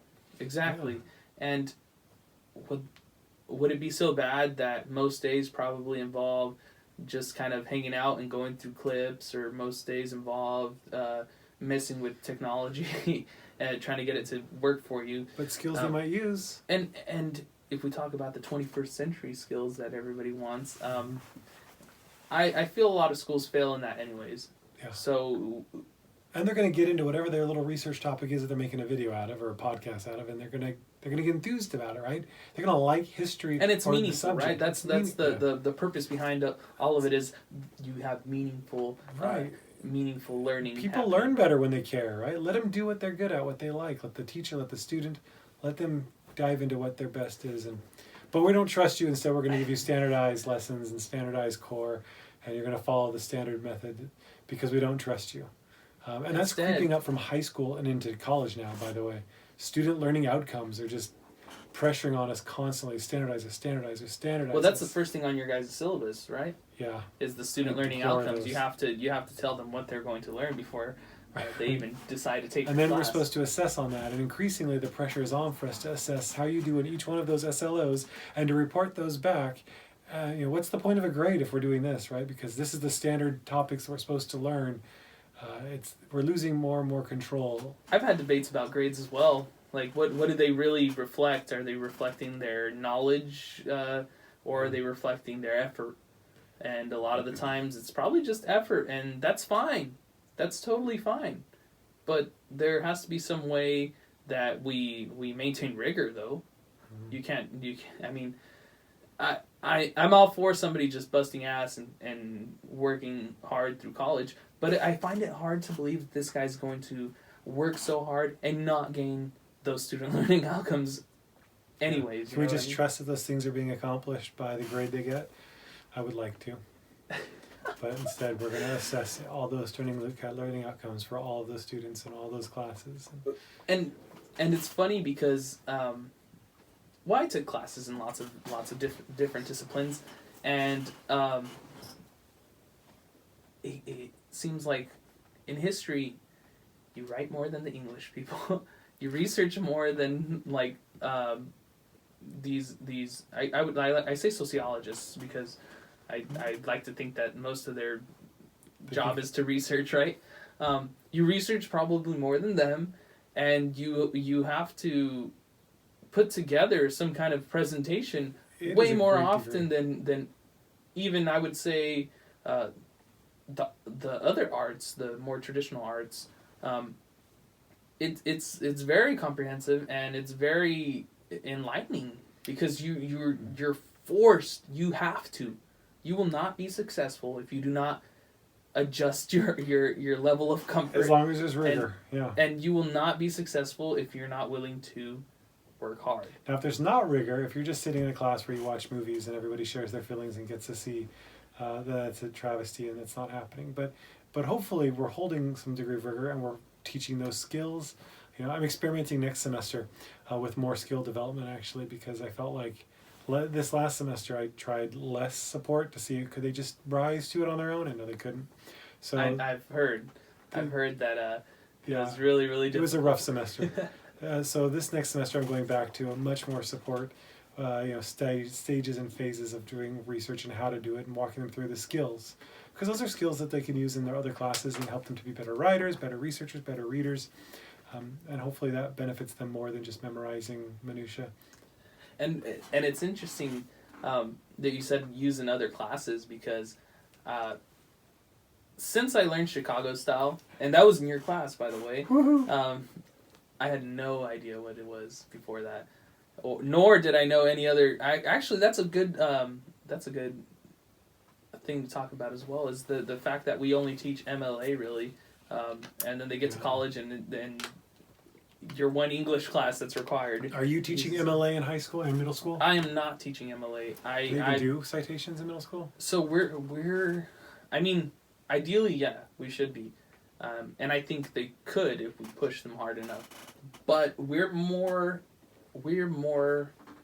focusing on having them actually cite information and just being writing, able to cite it correctly, as in putting together a good report. I got this information from over here, and this is how it supports my argument. That's where we're. That's more important, honestly. We can figure out citations later, right? Learning how to structure an argument, have a topic sentence, have evidence, have explanation. My students don't have that, so if you could teach them that before they come to me, that would be great. I will do my best. That's one of my supports that I'm doing now. I'm like, okay, we're going to work on a paragraph. How to write a paragraph.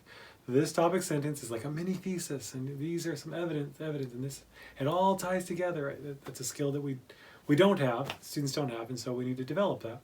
And maybe that can segue us into your methods class, but I'd like to mention that I had an idea of how to write. I didn't really know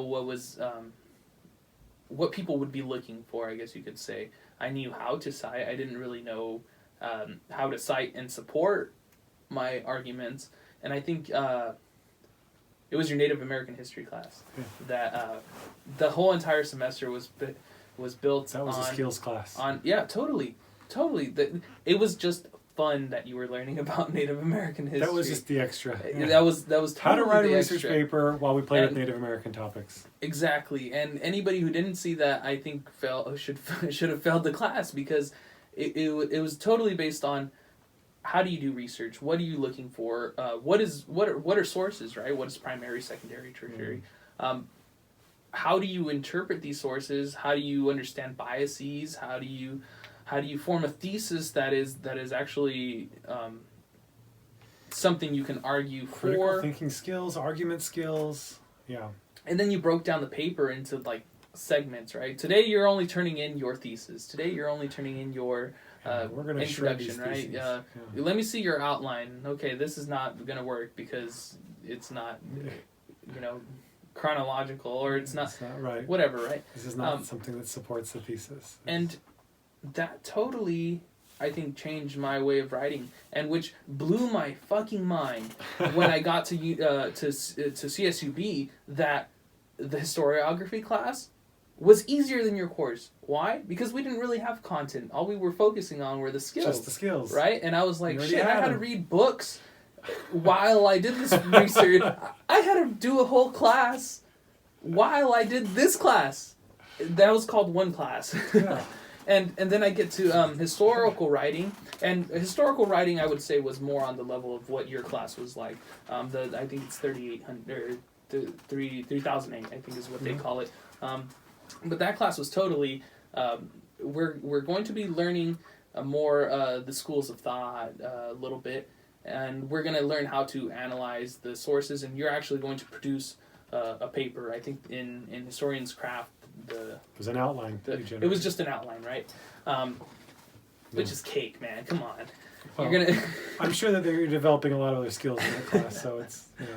But it also blew my mind how many people just walked out of that historian's craft class, and this was the upper division history class. Just withdrew or dropped. And the first day, they looked at the syllabus and thought, "This is not for me." Also, I think because it fell under the general education for their GWAR, or their writing assessment. So they were non-majors that could choose something else. Yeah, and they chose history because lots of people... That sounds easy, history. And I don't know stories. where this idea of being scared of English came from, but... Diagramming sentences scares me, I'll tell you. Yeah, and I think we've gotten away from like focusing on like, you didn't know that was the verb in the sentence, right? Which I think is still important to understand, just for language purposes and getting across a little bit clearer. But these people thought, hey, I don't want to take an English class. History's okay, I guess. Sounds good. I'll take this class, and it satisfies my writing requirement. Yeah. And then they got there and saw the workload and thought, this is no way, dude. Yeah. There was kudos to CSUB for keeping the standard high in the history department. I would vouch for the history department. That is a phenomenal history department. The staff there is amazing.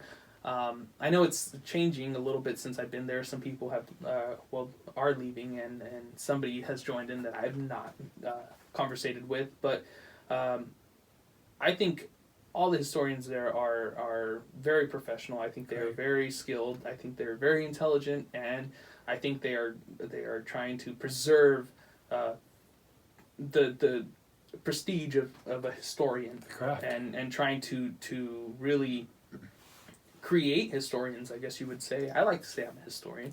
Yeah, that throws people. Amateur, what do you do for a living? I'm a historian. I think I'm a historian. Sometimes people say I'm a scientist, but that's when I'm doing depends which class stuff, you teach, right? Yeah, I like to say I'm a historian, and they go, "Oh, what is that?" So, do you teach? That's the next question. And no, I'm just exceptional at looking at data, and well, I think I had a economics professor, right, that really liked to point out that economics students were in high demand, and that they come out with a very very well understood a well understanding of the world, of society, of how complex systems work, and they were in high demand for a lot of jobs that have nothing to do with economics, just because they understand how it works. And skills. I think history was also up there. I think number 4 or something. It's high demand. Yep. And with those skills, those research skills, the critical thinking skills, the interpersonal skills, the ability to empathize with other people. Because we look across time and place and we look at those people, stupid racist. No, we go, look at those poor people, look at those difficult people, look at the situations they're in, and we try to understand them. It makes us able to. I was having lunch at BC one time, maybe a year or two ago, And there was a conference going on, and I sat down by some guy in a suit I didn't know. We opened up a conversation, and he turned out to be the director of human resources, human services at for the city, over there on the building over on California. And so what are you guys doing here? And he said, we're doing a workshop on something for social services. And he said, what do you do? I said, I'm a historian. He said, we love historians. That's our favorite people to hire. I said, well, what about people with social work degrees, like social, I don't know, what is sociology or psychology? Isn't that who you hire? He's like, well, they're okay, but we like historians because you guys have got the full package. I was like, oh, that's great. That's good to know that, and that's not a history field, right? That's social work. Social work, yeah. And I've told people as well, the paper you have means nothing. And it would almost mean more to an employer that you tell them, hey, I can take this complex text and I can break it down for you and I can present it in a way that you will understand. Hey, I can do extensive research and put together a paper that is obviously more manageable, and it wastes less of your time, right? I can take complex problems and solve them and solve them, right? And that I think I see patterns, I see systems, and I can make them accessible and manageable. Exactly. And how is that not appealing? I don't care what you studied. If you tell me you can do that, I'm interested, right? I want somebody like that. That sounds like a go-getter. We were playing for a while. California experimented briefly with this idea of letting the community colleges offer bachelor's degrees. And BC was immediately, we're very on the edge. BC, President Christian's always pushing for us to be on the edge of the new things. And so we applied for and secured a degree in industrial automation, technology, management of some sort. And we were hoping for a second degree, third degree. This was going to keep happening. And so we were pitching ideas, and I talked to President Christian about possibly creating an applied history or applied humanities degree. We could make it interdisciplinary, grab English, sociology, whatever. We stick a few people in. That's not quite sociology is not quite humanities, but we could let them in. And philosophy, and we could do an applied degree where you do some technology and you do a historical or English or whatever sort of approach to it. Maybe they learn to use 3D modeling to create things, or maybe they use data spreadsheets to generate, I don't know what. Cliometrics is the study of history through numbers and charts and stats and data. Maybe we could use some of these things, fuse economics and history, and kind of more focused on skills, which is what the community college has long had, that vocational charge in the California education plan. But maybe do a history or humanities that's skills-based more, that our students could brag, hey, I do applied. I'm not just ivory tower kid who can tell you that so-and-so was discriminated against, but I actually know how to do things, Instead of just the right answer is, white guy stole land from the Indian. Yeah, we all know that by now, right? But actual skills of how to process information, that's what history should be about, and that's what we could do with an applied humanities degree. But fortunately, California backed away from that idea, so it's not happening. Well, I think I know of BC offering that, automotive technology. Do they still offer it? We do. I don't know how long. The state gave us, I forget how many years, and then they let us renew it. But I'm not sure if they've renewed it again, and it might be on the chopping block, or it might be continuous. I don't know. So how did you manage to work around the system to get in your methods class? Yeah, I really wanted to teach one for years. That's what I wanted to do. That's what I did in Native American history class. I just hijacked it. So I was pressing for like an actual methods class for a long time, but it wasn't happening. And I proposed it years ago, and the college said, it's not required for your degree. It's not why it's a waste of energy. We're not going to do it. And then over the last few years, our population has swelled. The BC's at 30,000 more students right now. And people need classes, and there's demand. And with more students, there's justification for more classes. Oh, all these students, maybe we could fill this kind of class and that kind of class. And then we started collaborating better with CSUB. Actually, I chaired BC's task force along with Janet Folks, who's a wonderful biologist. The two of us chaired this task force to collaborate with CCB and make clear pathways of what is required for degrees at BC, and then when you get to CSUB, what you'll have to do. So the student entering BC can see from the day one, the whole 4-year pattern, what sort of options they need. Okay, I can choose one of these classes, I can choose one of these.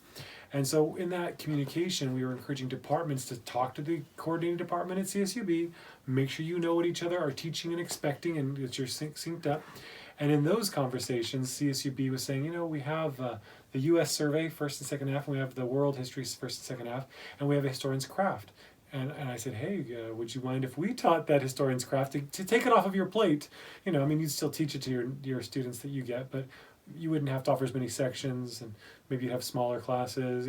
All that good stuff that comes with a. Could it help you? And they said, yeah, we'd love if you take it. Because honestly, if it frees them up from teaching it, that's one more upper division class they can teach in something that they're more passionate about, right? So everyone wins, and we get to provide a class that's normally taught in the lower division anyway.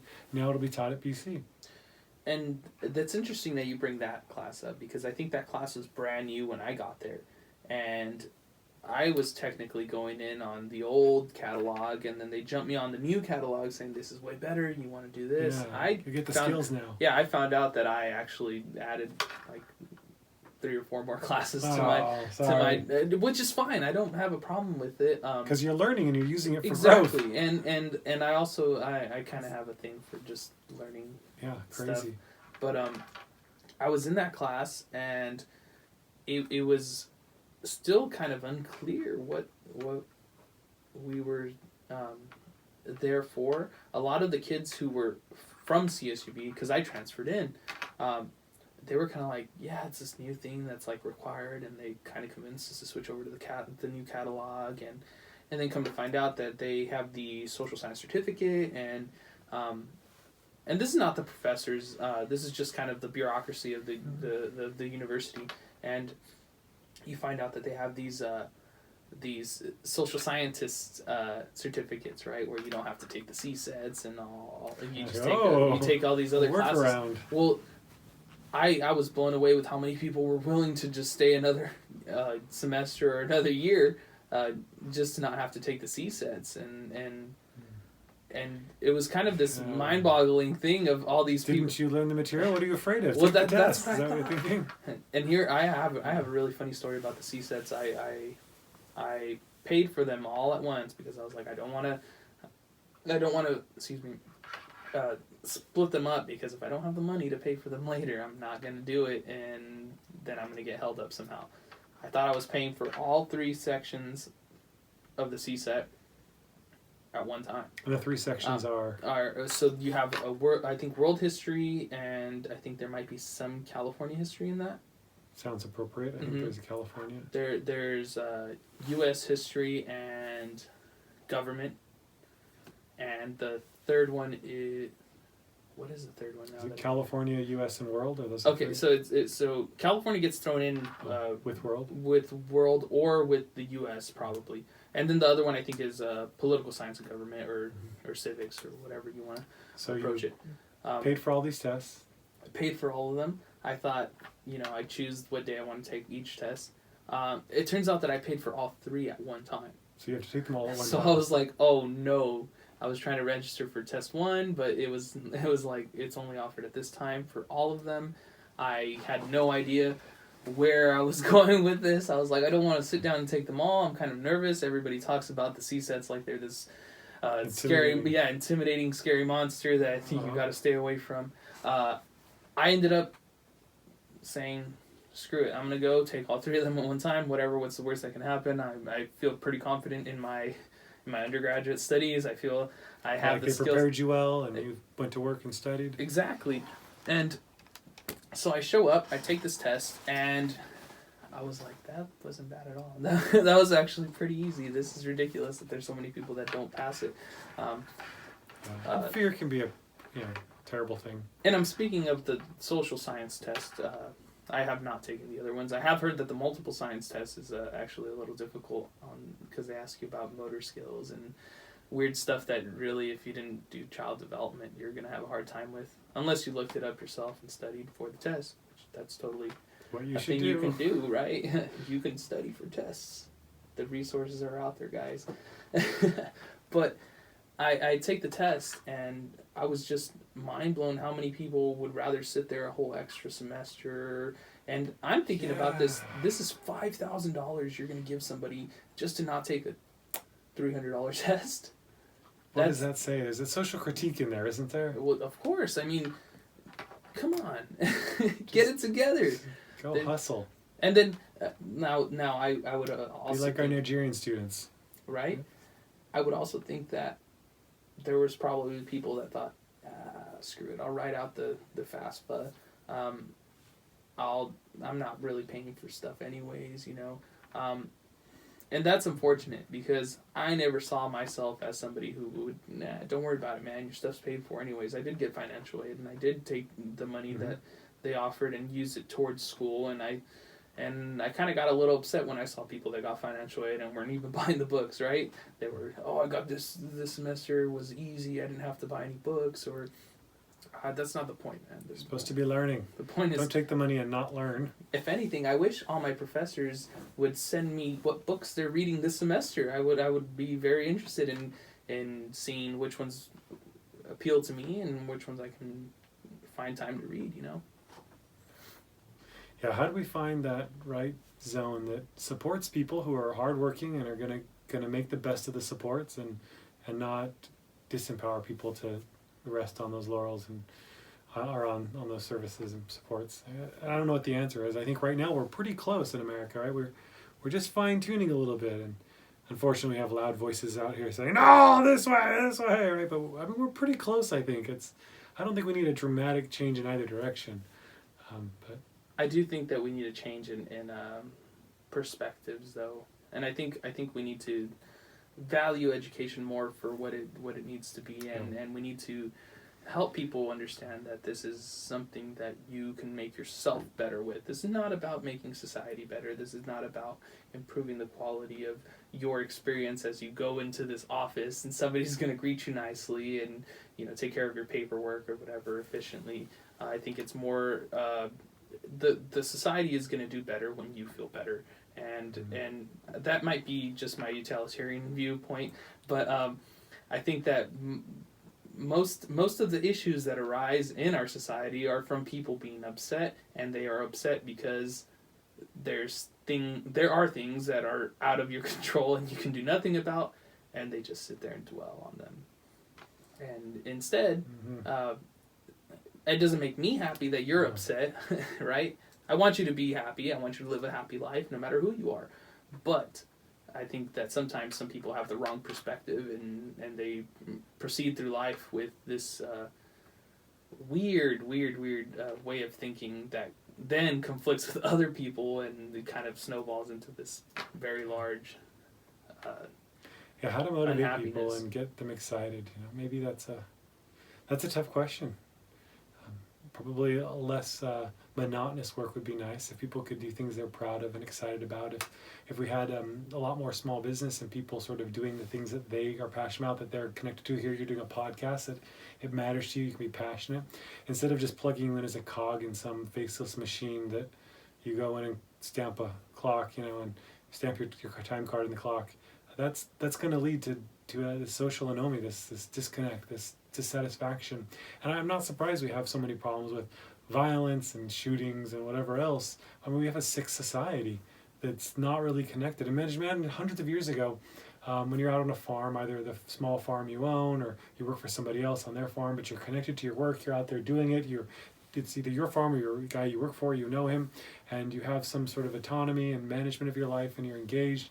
And you compare that to someone today who works at Walmart, and they just beep, put the bag, beep, well, and they can't be fulfilling, right? There's no, they're not making something, they're not connected to something, And that brings me back. Well, I always take value in my work, even when I was working, retail jobs. Retail's the worst, by the way. Shit, man, that was the most just.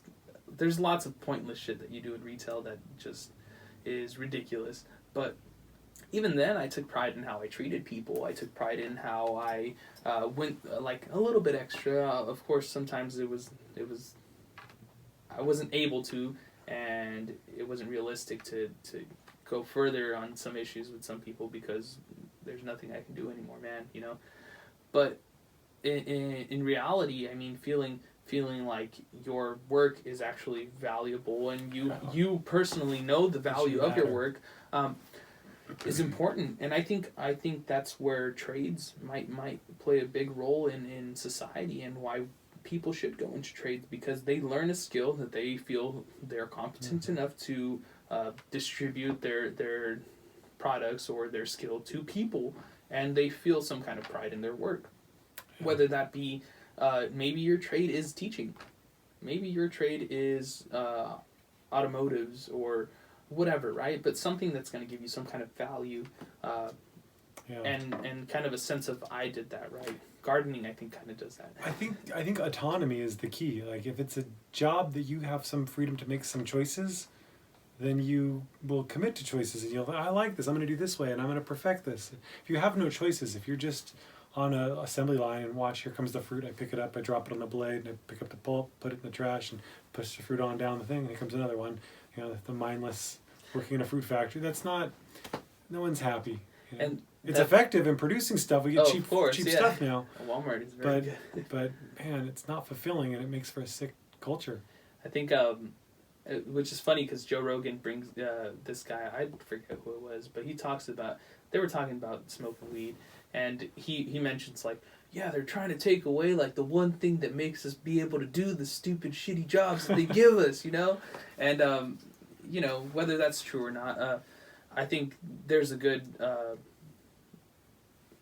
point there to say that there are a lot of jobs that people are doing that are really pointless and really automation's coming hard on your head, man. What happens when automation when the truck drivers are out of business, when the fast food guys are out of business, when we're checking out ourselves in our lines and there's no more cashiers? So automation is going to be a game changer. I don't know if you've been following politics, the presidential candidates on the Democrat Party. There's a gentleman, I forget his name, is it Andrew Yang? There's an Asian guy that is talking a lot about automation and about how this is an economic revolution, and we need to be ready for this, and we need to anticipate this. Now, I don't agree with his solutions for it, but I love that he's having a real intelligent discussion, and it's not, damn, people over there have oppressed us and we must give reparations, or we must, it's not just more bickering. There's a real problem, the economy's evolving, let's discuss how to solve this issue. Because we need to figure that out. I think what happens when we lay off all those truck drivers?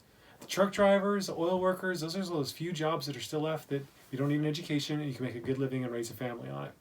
And when all that's left is, and even fast food's gone, and all that's left is a lot of people competing over the few crap jobs, it's going to be really bad.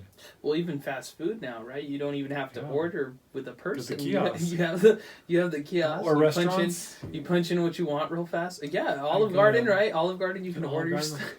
I despise that. Give me a person. Yeah. And Robin, I think, has those too. I'm sure there's a lot of companies that just haven't switched over just because they would face so many people that are just so upset with. When the price is right? If wages keep going up for the unskilled working class, then they're going to transition to cheaper mechanical labor. And I think we might see ourselves digging ourselves into a hole here by pushing up those wages. We'll see. Which is interesting because that in itself has a lot of complexities with do we ensure a livable wage, or do we kind of promote, hey, bust your ass, man, because you see it sucks? Yeah. Should there be is the minimum wage a livable wage, and what is a livable wage, and is it the government's obligation to create a standard that has a livable wage, or no? Everybody. And it's tough, right? It's really tough. People should be able to make a living. If you put in a full day's work, I feel like you should be able to make a living, but a full day's work of crap, mindless job maybe isn't so valuable. Right. But again, there's like you said, there's different situations or circumstances where maybe somebody is facing some kind of hard time and they do need some kind of social safety net. And, and that's totally understandable. But I think that we're not approaching this in a educated way. I think we're kind of like, it's the battle of ideas, and it's totally my idea has to be better than yours, not how do we and buying votes together, on both sides, right? Like, we're going to give reparations to your group and free school to your group, or we'll give tax cuts to your group. Like, everybody's, let's all just buy ourselves, vote ourselves the treasury, and then let our kids pay for it. Which is, I don't like that idea, guys. I'm the kid that will have to pay for it. If you're already paying Social Security, you'll never get. I don't want to have to pay for all that stuff and then rely on this system that you complain about to make money off of people to survive. I'd like to see a balanced budget would be nice. I think we could cut a lot of spending. I'd like to cut the military spending. I'd like to cut the social service spending. Not a extremist want to remove everything, but I think we could have a balanced budget if we just made. But how do you make that decision? We can't talk to each other, right? Like, exactly. You can't touch my pet project. Like, okay, that's hard if everyone feels that way. If no one will compromise. Both sides have sort of attacked anyone who compromised. You said they eat their young, right? I mean, the Republicans for a while were doing petitions you'd sign that I will not compromise. That was 5-10 years ago now. But yeah, it's hard if no one will compromise. How do you get a compromise? And a realistic compromise that encompasses a winner everybody, take all, right? Instead, we're just going to fight winner take all. If there's no compromise. And it blows my mind that nobody sees losers. Like, you're complaining about all the losers right now. Let's stop having a winner-take-all model. And you're totally talking about creating a society where people are almost manipulated to lose. Some people in this new idea of social reform and stuff, they're going to lose. And, well, I guess they would argue that it's the people that already have the money, right? But in reality, I mean, anybody who understands economics would say that those people are necessary to help the economy grow, generate right? Growth. Yeah. Awkward place. And it seems to me, and I'm not going to just plug historians right here real fast, but it seems to me it's like a great major. The of course, right? Career path. But it seems to me that the historians are the only people that can really talk to one another, not get offended by somebody's viewpoint, not really take anything personal. I would hope, but I don't know. But again, I've sat in classes, like I said, that some people that I guess would be considered historians off of my standards would fall under this idea of we need to really have this socialist revolution and we really need to care for these people that are. I think a lot of that comes out of the theory. The theory fields like sociology, rich in theory, have always been more progressive, more willing to experiment because they see they have a model, they have a theory, like what if we do this, it will make for that. And so there was an excitement about trying new things. I would suspect they'd be more likely to watch sci-fi. But the historians, there's an older historian, retired historian, what's his name, Wood. Oh, I've lost it now. But he writes, I remember I was reading something of him just not too long ago. Gordon Wood said that historians tend to be a conservative bunch because they look at the past instead of the theory. And they look at what has happened and they see, oh man, it screwed up. Every time we tried to impose this idea, it didn't work so well. And so while the sociologists tend to be more progressive, the historians tend to be more conservative, that's changing. As theory, through the postmodern critique, through decolonization studies, the sociology fields has encroached into history. Historians' work are becoming more and more theoretical, more and more models, less and less what actually happened, and more, I've already got a theory, a model of who's the good guy, who's the bad guy, I just need to find the facts to make it fit. And as we've moved in that direction as a field, as history has become polluted by these theories that have value, but you can't let the theory write the history. We're seeing historians change. And I think that people who are doing these like racial or ethnic studies should feel somewhat like insulted that their field of study has now become this poster child for activism, or it's no longer really true and pure. It's very misleading. It's very kind of like that checklist, right? I gotta have that checklist real fast to make sure we're talking about everything and everybody's included, and we're looking at it in a way that people are going to be happy when they read it. Yeah. Forget what actually happened. We're just going to make sure we meet our moral standards. And I think there's too much commentary within history telling. There's lots of opinions that seep through. Yeah, and there's always been opinions, right? I mean, when there was Great White history, that the old Whig history was heroes like George Washington, and that's hero veneration. But now the heroes have flipped. Now it's I don't know, Martin Luther King or somebody's our hero, and we have this new Whig history that's the same weak garbage of hero veneration. Instead of shredding it open like the postmodernists would like, and then rebuilding it, which they're not so excited about. I don't know. On a side note, have you heard of Cottonwood being changed to Martin Luther King Jr.? No. There's talk of changing the street names or something to promote a better image. That sounds like a bad idea, because Martin Luther King drives in every city in this country are not in good condition. And what one of my friends who lives close to there, is from around there. He mentioned, he's like, oh yeah, because Martin Luther King, is actually a way better location than Cottonwood right now, and I would much rather live on Martin Luther King than Cottonwood. And I think he picks out some pretty good stuff there, where he's kind of. Yeah. Words have power, right? So let's change the name and see if that changes the way people behave, or yeah. Words do have power. That's something good. Also, we get all these Deidre and the other postmodernists. Words have power. Let's pull them apart and see what messages are hidden in those words and how they're shaping people's behavior to make us think what's normal is normal. And there's value in that sort of analysis. But at the end of the day, people are going to behave how they behave, and let's watch what actually happens. And also, I think where can we agree on a definition, right? Like especially as political jargon what gets does this tossed word around, mean? like, What is that? What do you mean by liberty? What do you mean by liberty? What do you mean by equality? What do you mean by diversity? Right? That was one of the slogans on campus was, diversity means no white people. Is that what diversity means? I mean, obviously, any rational person knows that diversity means including a variety of stuff.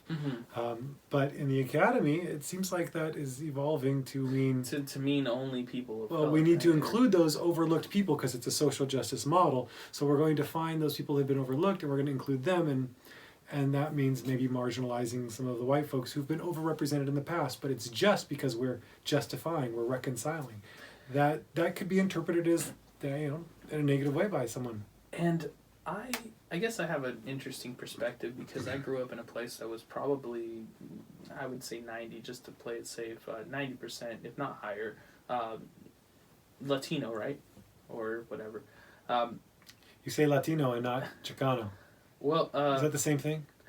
I'm not exactly sure. Chicano means you're of Mixtec, or yeah, ethnically it's pretty similar, but Chicano is charged by the 1960s political activism in Mecha, and their founding documents that talk about a bronze America and Chicanos and a real Chicano, and so the word Chicano is often tied up in political activism, and so when you say Chicano, it implies certain leftist, liberal activist, social justice kind of sense to it. When you say Latino, it may mean you just don't know or don't care, or it may mean you're intentionally choosing not that one.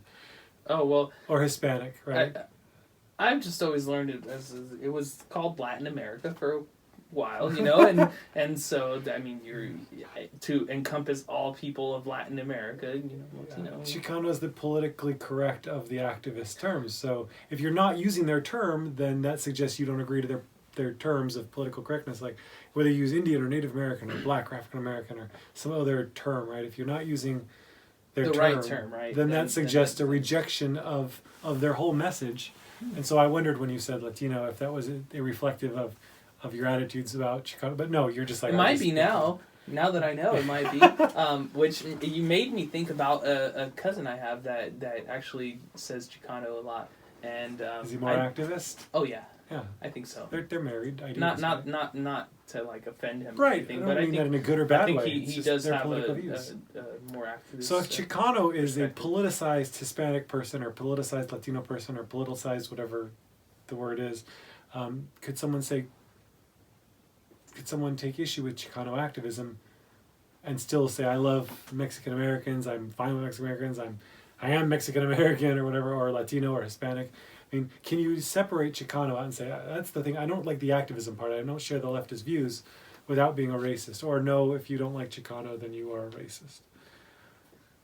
I think there would be people that argue on both sides right now, and it would be very, very unclear for you as an individual to understand why they're coming at you from both sides, if you're not necessarily trying to be that person that they imagine you. I think also, which brings back to the... Yeah, I interrupted your story of growing up in the Latino community. Oh, sorry, you got me on this whole other track. I grew up in this Latino community. I'll bring it back. I can remember now. And I almost feel bad for the other people that are minorities, right? And there's this really big push for, la raza and la causa and si se puede and all these slogans that get tied to, like, I think mostly Mexican Americans and Mexicans in general that immigrated here. And it kind of, I don't know, it feels kind of selfish to think like that when I live in a community where the majority of people are Mexican. It's very nationalistic. It's even maybe xenophobic. It's a lot of the same accusations hurled at the alt-right. But you can't say that about Hispanic people, right? Because they're disempowered people, so they're not allowed to be accused. But that doesn't make sense to me, because if you look at it like under a microscope, right, and we're looking at small communities, well, what's stopping people from wanting to exist here, right? Like, especially if we're promoting this idea of Mexicans being these people that are being oppressed, and Mexicans are these people that need help with this and that. I almost feel like, hey, stop telling my people that we're screwed either way, because you're making people rely on this idea that somebody's going to be there to help them up, and sometimes that's not the case, man. Sometimes we need to be the people that get ourselves up ourselves. And what I was saying about these minorities, that I would say minorities, right, whether they're white or Arab, non-Latin minorities in your community, in the community, right, at least minorities within the community, I feel bad because they are struggling with a lot of the issues that the Mexicans are getting the attention for, right, like poverty and a fair wage. Poor white kid in Oildale trailers. That's like, he's as worse off as anybody else in Bakersfield. But that guy's gonna grow up to be hated. Yeah, for being white, and it's his fault. He's told he's privileged, right? And these people are growing up, and they're. But we're gonna take this other guy that's Hispanic, and he's middle class, raised by middle class people, and he's gonna be told that he needs additional help. And that just race is too simplistic is the problem, right? I mean, we might have this value of helping people in need. That's a fine value, but we can't use this reductionist model of race. You can't assume race is an accurate. Mexican must be poor. Black must be poor. You can't do that, right? You need to look at other factors. We need a much more complex... If you want to do social justice, if you really want to help the people at the bottom, you've got to be honest about it and look at it from a much more complex assessment of who's at the bottom. It can't just be race, because it doesn't work. Affirmative action repeats that problem all the time, right? We're like, we're going to open up Harvard to the top achieving black guys that might have been grades good enough to get into UCLA or UC something, but now they're going to get into Harvard. Those are middle class kids, right? So we're moving up those guys to Harvard, and they may or may not succeed because they weren't at that grade level, but we're going to adjust and we're going to try to get them in there, and we're going to push everybody up higher than maybe they would have been in. And in work contracts, the government's going to say, look, there's a African-American law firm, let's give them the support. So you can get involved and do that, but that African-American that firm that you just hired to give a contract to, that guy that owns it might have been raised middle class and doesn't really need the support, whereas there's another poor black firm that didn't get it, or another poor white firm, or somebody else. You can't just use race, right? You need much more complex measurements of poverty if you want to help the people at the bottom. And it would become too easy to just use the system, right? Like if I was totally malicious and I had this idea of like, oh fuck, how do I screw the system over in my benefit even though I don't really need it? Like it would be totally easy if you just played that card that gets you in here, and then you over here you can race becomes a little more malleable, and you can play this role. If only you could just adopt another Rachel Denson, is that her name, the woman up from Seattle that identified as black for a while and got into the I think she was a leader in the local and she was a local leader in activism in Portland or something up there, and maybe it was Tacoma, I can't remember.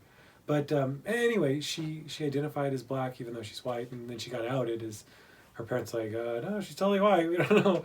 And then she insists, no, I'm black, I identify as black. And Black Union doesn't want her because that's a signal that they can't, these are resources that have to be protected now, right? Yeah. You can't just adopt the culture and claim it as your own, because same thing in Native Americans, right? Native Americans used to adopt whoever was in their tribe. You grew up with us, you're Indian, back 1800s, 1700s, 1600s.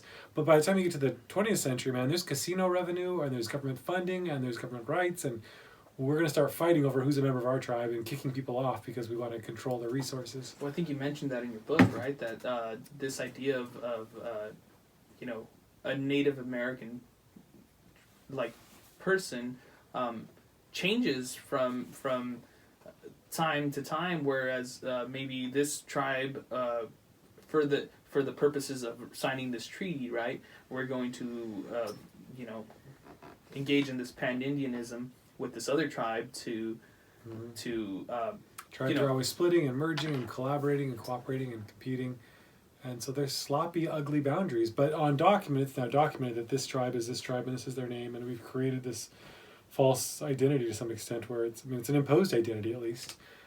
Many of those identities are imposed by Europeans, by colonization, and so they've become adopted. At what point do those become authentic, actual identities? I mean, I don't know. It's more complex than most people make it out to be, right? Yeah. And I think that's the best thing you can really grab from this conversation was that things are not as simple as A and B. Sometimes it kind of involves a little more thought, and it involves a little more discussion, right? A little more discourse to really dig through the information. And radicalizing polarization does not contribute to a thoughtful, healthy discussion. You're racist and you're a fascist is just going to eliminate, you're a communist is going to eliminate our ability to find the truth, find the middle ground, find the place where we can agree and come to something that makes sense. Of course. Now, I don't really have anything else, man. You well, thanks for having me. I appreciate the time. No problem. It was a pleasure. I know I was really nervous leading up to this podcast. I was kind of like, oh, you don't want to screw this one up, man, because like I said, you were one of the most influential professors I had. You were a great student. And that's awesome to hear, because your class, if you would have, I think if you compare my grades that semester, like I had A's in your classes, whereas in my other classes I was still falling a little behind. But you put your priorities where they should have been. That's good. History. The right priorities. But also your class was very demanding, man. You made us read a lot. You made us really come to class prepared to talk about things, and like we said earlier, like how do you expect these kids to talk about things if they don't know the things that we want to talk about, right? I think do you remember my friend Jeremy that took the class? I think it was the second one. Not sure. Probably not. But he had your wife a lot in the music program. Yeah, people like her a lot more. She's nice. Well, I've never seen that guy work so hard, man. She's got a way of motivating. Two different pedagogical approaches, right? Mine is like, do this or you'll fail. And I help a little, but do this or you'll fail. And I try to almost scare you into working. This is what's required and this is the standard. And she's much more of a, hey, let me help you. And you like her and you warm up to her and she brings you cookies. And you think, man, I want to do it because she wants me to do it. And she gets students showing up at all odd hours, doing extra work just because they like her. So that's a pretty valuable pedagogical approach that I really could work on too, probably. Well, what would you say to students who maybe like were in the middle of choosing a survey class and they're like, oh, this guy has a 3.8 on Rate My Professor. Oh, they say he prepared to read. And I mean, I think go back to your point that your education isn't just about getting a check mark and a piece of paper, right? It's about actually learning. So if your goal is to just get that piece of paper so you can jump out into the career, that might work, but if your goal is to actually learn and have a positive experience, pick those hard instructors, pick the ones that make you read and work. And maybe you won't get that perfect 4.0. Maybe you end up with a B or a C. I think that's a good point. But you've learned, and it's better. Too many people stress that good GPA and I mean, GPA is important. Do a good job. Of course, you want. But learning is what matters most, right? Not some artificial mark that that tells somebody they have the honors, right. And I don't know. You want to get a job, you need to learn, and also probably work in the field, get some experience, and start networking. And so when you get out and you get your degree, the piece of paper by itself is not enough. A lot of people are getting those pieces of paper now. You need to do something to set yourself apart. Which blows my mind. After this year, right? I started college late, and I kind of came on a little bit as a half-assed student, I would say, and it blew my mind how many people started before me that either didn't finish, somehow fell behind me. I've had people that I've talked to that were studying, I don't know, biology, for example. When I took Andrea Garrison, she was awesome. She was an awesome She professor. just retired, yeah. I heard. She was... well-liked. Awesome. Her class was hard. It was very, very difficult. And but you learn, and that's what matters. Definitely. And I've talked to people that maybe were studying biology, right? And I'm trying to have some kind of intellectual conversation. I'm like, hey, dude, fancy a conversation of biology? I don't really know what I'm talking about, but you might know, and I might learn something from you. And sometimes I've came across things that they didn't know, or they didn't understand that I was saying, and I was like, dude, you're studying biology, man. I'm a little concerned for you, man, because I've only taken 1-2 classes of biology, and you don't know what I'm talking about. And I feel like this could have been a very important thing in your... in my undergraduate experience, I had to take statistics, and I looked for the easy route. I was afraid of math. Math is not my area. And I'd heard if you take it from the extension campus, there's classes there, they're easy, you just show up and you'll pass.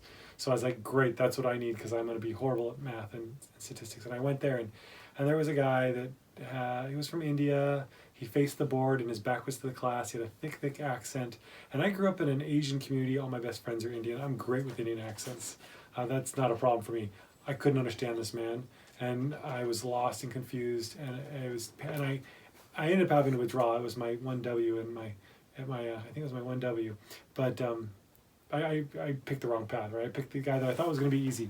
So the next semester I used Rate My Professor, and I found somebody that had these remarks about how he's an amazing teacher and you learn so much, and I didn't look for the easiest teacher. I looked for the teacher that was the best teacher. And I took this guy that was fantastic. He made statistics fun. And I kind of like stats. And now I even work stats into my class sometimes. Because I was like, hey, here's a fun activity. There's 3 doors and there's a prize behind 2 of them. One has something bad. And which one would you pick? What are your odds? I'll work. I think it's interesting. A good teacher can change a lot of lives. And a good student who's actually working hard is going to be impacted a lot more than just trying to jump through the hoops. So my advice would be find those teachers that are good teachers, that are hard, that push you, that make you stretch, and that's going to be better for you in the long run. Definitely agree. On a side note, I have a funny story of when I was taking economics. I think the professor was Indian, if not, Middle Eastern, around there. And we were writing notes. He's lecturing, and he mentions inventories, and I thought, shit, dude, I've never heard this word before in my life. I'm kind of freaking out, like I've never heard of this concept. I thought I was following along. Out of nowhere, I'm really lost. I'll just spell out the word and I'll look it up later, whatever, right? And as I'm going through, it's bugging me. And I reread it, and I was like, inventories, oh my gosh. Yeah. I get it now. Everything totally makes sense. Yeah. But that was a funny time in that class. That professor was legit, though.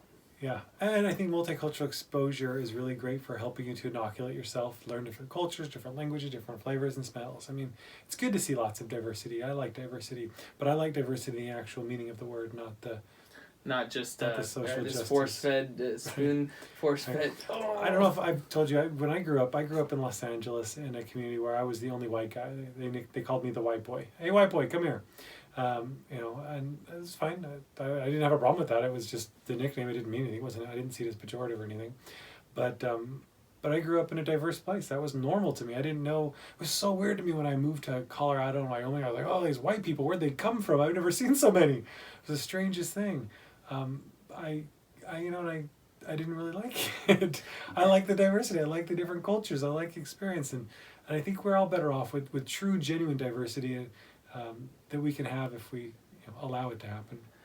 On a similar point, one of my friends just bought a house recently, and he brought up the neighborhood. He's like, it's weird, man. And he was like, I kind of miss my Mexican neighbor playing his music really loud on Sunday mornings. Like, these people are kind of weird. Is this friend a white guy? Yeah. and he's totally like... He's having withdrawals from Mexican culture. Yes, and he's like, dude, I kind of feel weird around these people, and like, at least I knew I could trust... I felt weird around white people for a while. And I was like, bro, you're white, man. Like, relax. It's all good. And he was just like, yeah, but I'd almost rather live in Arvin again, like... And I thought that's pretty interesting. But I told him he's kind of a Mexican by... You've adopted him. He's gone through the ringer, man. He's Mexican. But it's interesting how those cultural dynamics play out in person to person, right? Mm-hmm. I've always been looked at as a white boy too, but I'm not even white, man. I'm Mexican. And these people look at me and, oh, dude, but you're not really Mexican. I was like, bro... I live the same lifestyle as you. I go to quinceañeras. I do all the stuff that everybody does. Not to generalize them, but there's some truth to some stereotypes that I've learned as a Mexican. Like, damn, dude, every deal that I go to has this, or every family member that I've talked about something, it kind of almost comes out exactly the same. Maybe it's where we're from, and everybody's kind of from the same place, and things are done the same way. But it was kind of strange to me, especially since I played soccer, right? And Arvin's real big in soccer. They're really talented out there. And I always got a lot of crap, like, oh, do you even do this? Are you from here? Where are your parents from? And I always got to the point where I was like, do you want me to just talk to you in Spanish? Like, do you want to test my fluency, man? Testing your degree of Mexicanness? And I've even been told that I speak Spanish weird, and I was like, I learned some formal words from my parents, man. I learned to call, the older people usted, or somebody that you don't know, you call them usted, which is more of a respectable way of saying, like, you versus, like, oh, you. And I just picked up on these things that I thought were valuable in the culture, and I use them, and now I'm weird. Now I'm weird for talking like that. Yeah. But... Yeah, but intercultural exposure is a valuable asset in helping you navigate the world around you. I mean, we live in a multicultural world, and it's good and healthy and strong for us to learn to deal in that. We had a barbecue at our house just last week when my daughters had a birthday party, not a birthday party, just a random party. And I guess she's having some social issues at school, so the wife thought a good way to help her build friends would be to have a party. So we had a party, and two of the Hispanic girls, their moms came and sat through the entire thing, which I guess maybe that's kind of a common occurrence in Mexican culture to kind of chaperone and watch. And they didn't speak English. Well, one of them didn't speak English. One of them was bilingual.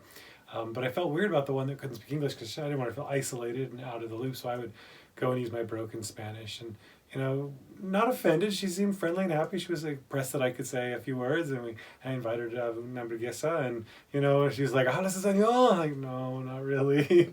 Just enough. That's it. That's as far as our conversation goes. But that kind of attempt to reach across and to talk to people and to expose people is good and healthy. And we need that. But it can be poisoned by sort of asserting, demanding, you must do this and you have to do this and our group is entitled to this. Like, okay, hold on, now you've created animosity and contention in this relationship that could have been a healthy, mutually beneficial thing. And I see that also. I don't know if you remember that I was learning Arabic, or at least attempting to. So I've gotten okay, not anywhere near holding a conversation at all. I mean, I learned words for things, and I tried learning the colors. I can do pretty well with the alphabet, but I got this Arabic student, and well, first thing I do is like, do you speak Arabic? You know, I was kind of whoa, this is awesome. This is an awesome opportunity for both of us to learn. I've done a little bit of studies. And practice on this guy. And I've studied a little bit of Middle Eastern culture. You know, we went into, I think it was what a great opportunity. The House of Wisdom, right? I was like, dude, I could totally teach this person. What a bridge you can build. Right? Well, I could see where some people could have thought like, yo, dude, what are you doing, man? Like, you fake. You're yeah. Cultural appropriation. And this kid totally took it. It's excited.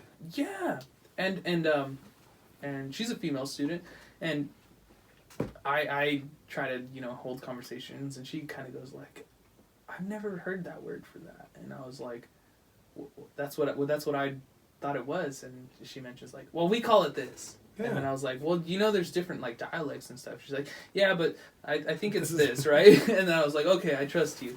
And it got to the point where, they're observing Ramadan right now, and I was like curious about their foods. I was like, hey, what do you guys eat? And she was like, oh, we eat this. She got real excited and started sharing, right? Yeah. And I wasn't like being mean or anything, trying to figure out what they eat or trying to. Yeah, hypersensitivity can ruin those positive interactions. And I think in the wrong situation or with some just a little misunderstanding, it probably could have went some other direction. Mm-hmm. But I think I led my class culture to be more inclusive, yeah. And as long as we assume that nobody's coming with any malintent. Right. If you enter the discussion expecting a rivalry and a conflict, and someone's going to have to win, if you have this Marxist binary backdrop, it just poisons things right off the bat. Let's have an open. Yeah, there are some unfortunate things we have to watch out for some people, but let's enter the world with some trust. And this student ends up bringing me food, right? Yeah. I forget the name for it, but they're almost like, to me, it reminds me of Mexican taquitos where you kind of deep fry them and stuff. Delicious. Yeah. And then I think to prove my point that this environment that you create is what it's all about, is that, there was rumor of having a party at the end of the year in my classroom, and since I had 15 You're the cool teacher. Right? I had 15 students for 4 periods a day. They were like, we could totally throw a party, right? And I was like, well, I don't know what the school rules are, but like if everybody shows up with food, I'm not gonna just make you guys throw it away. And there was talk about it, and one of the students asked me, so mister, are we gonna do the party? And I was like, well, I don't know. We have to ask everybody to see if everybody's willing to do the party, because I don't know if everybody wants to do it.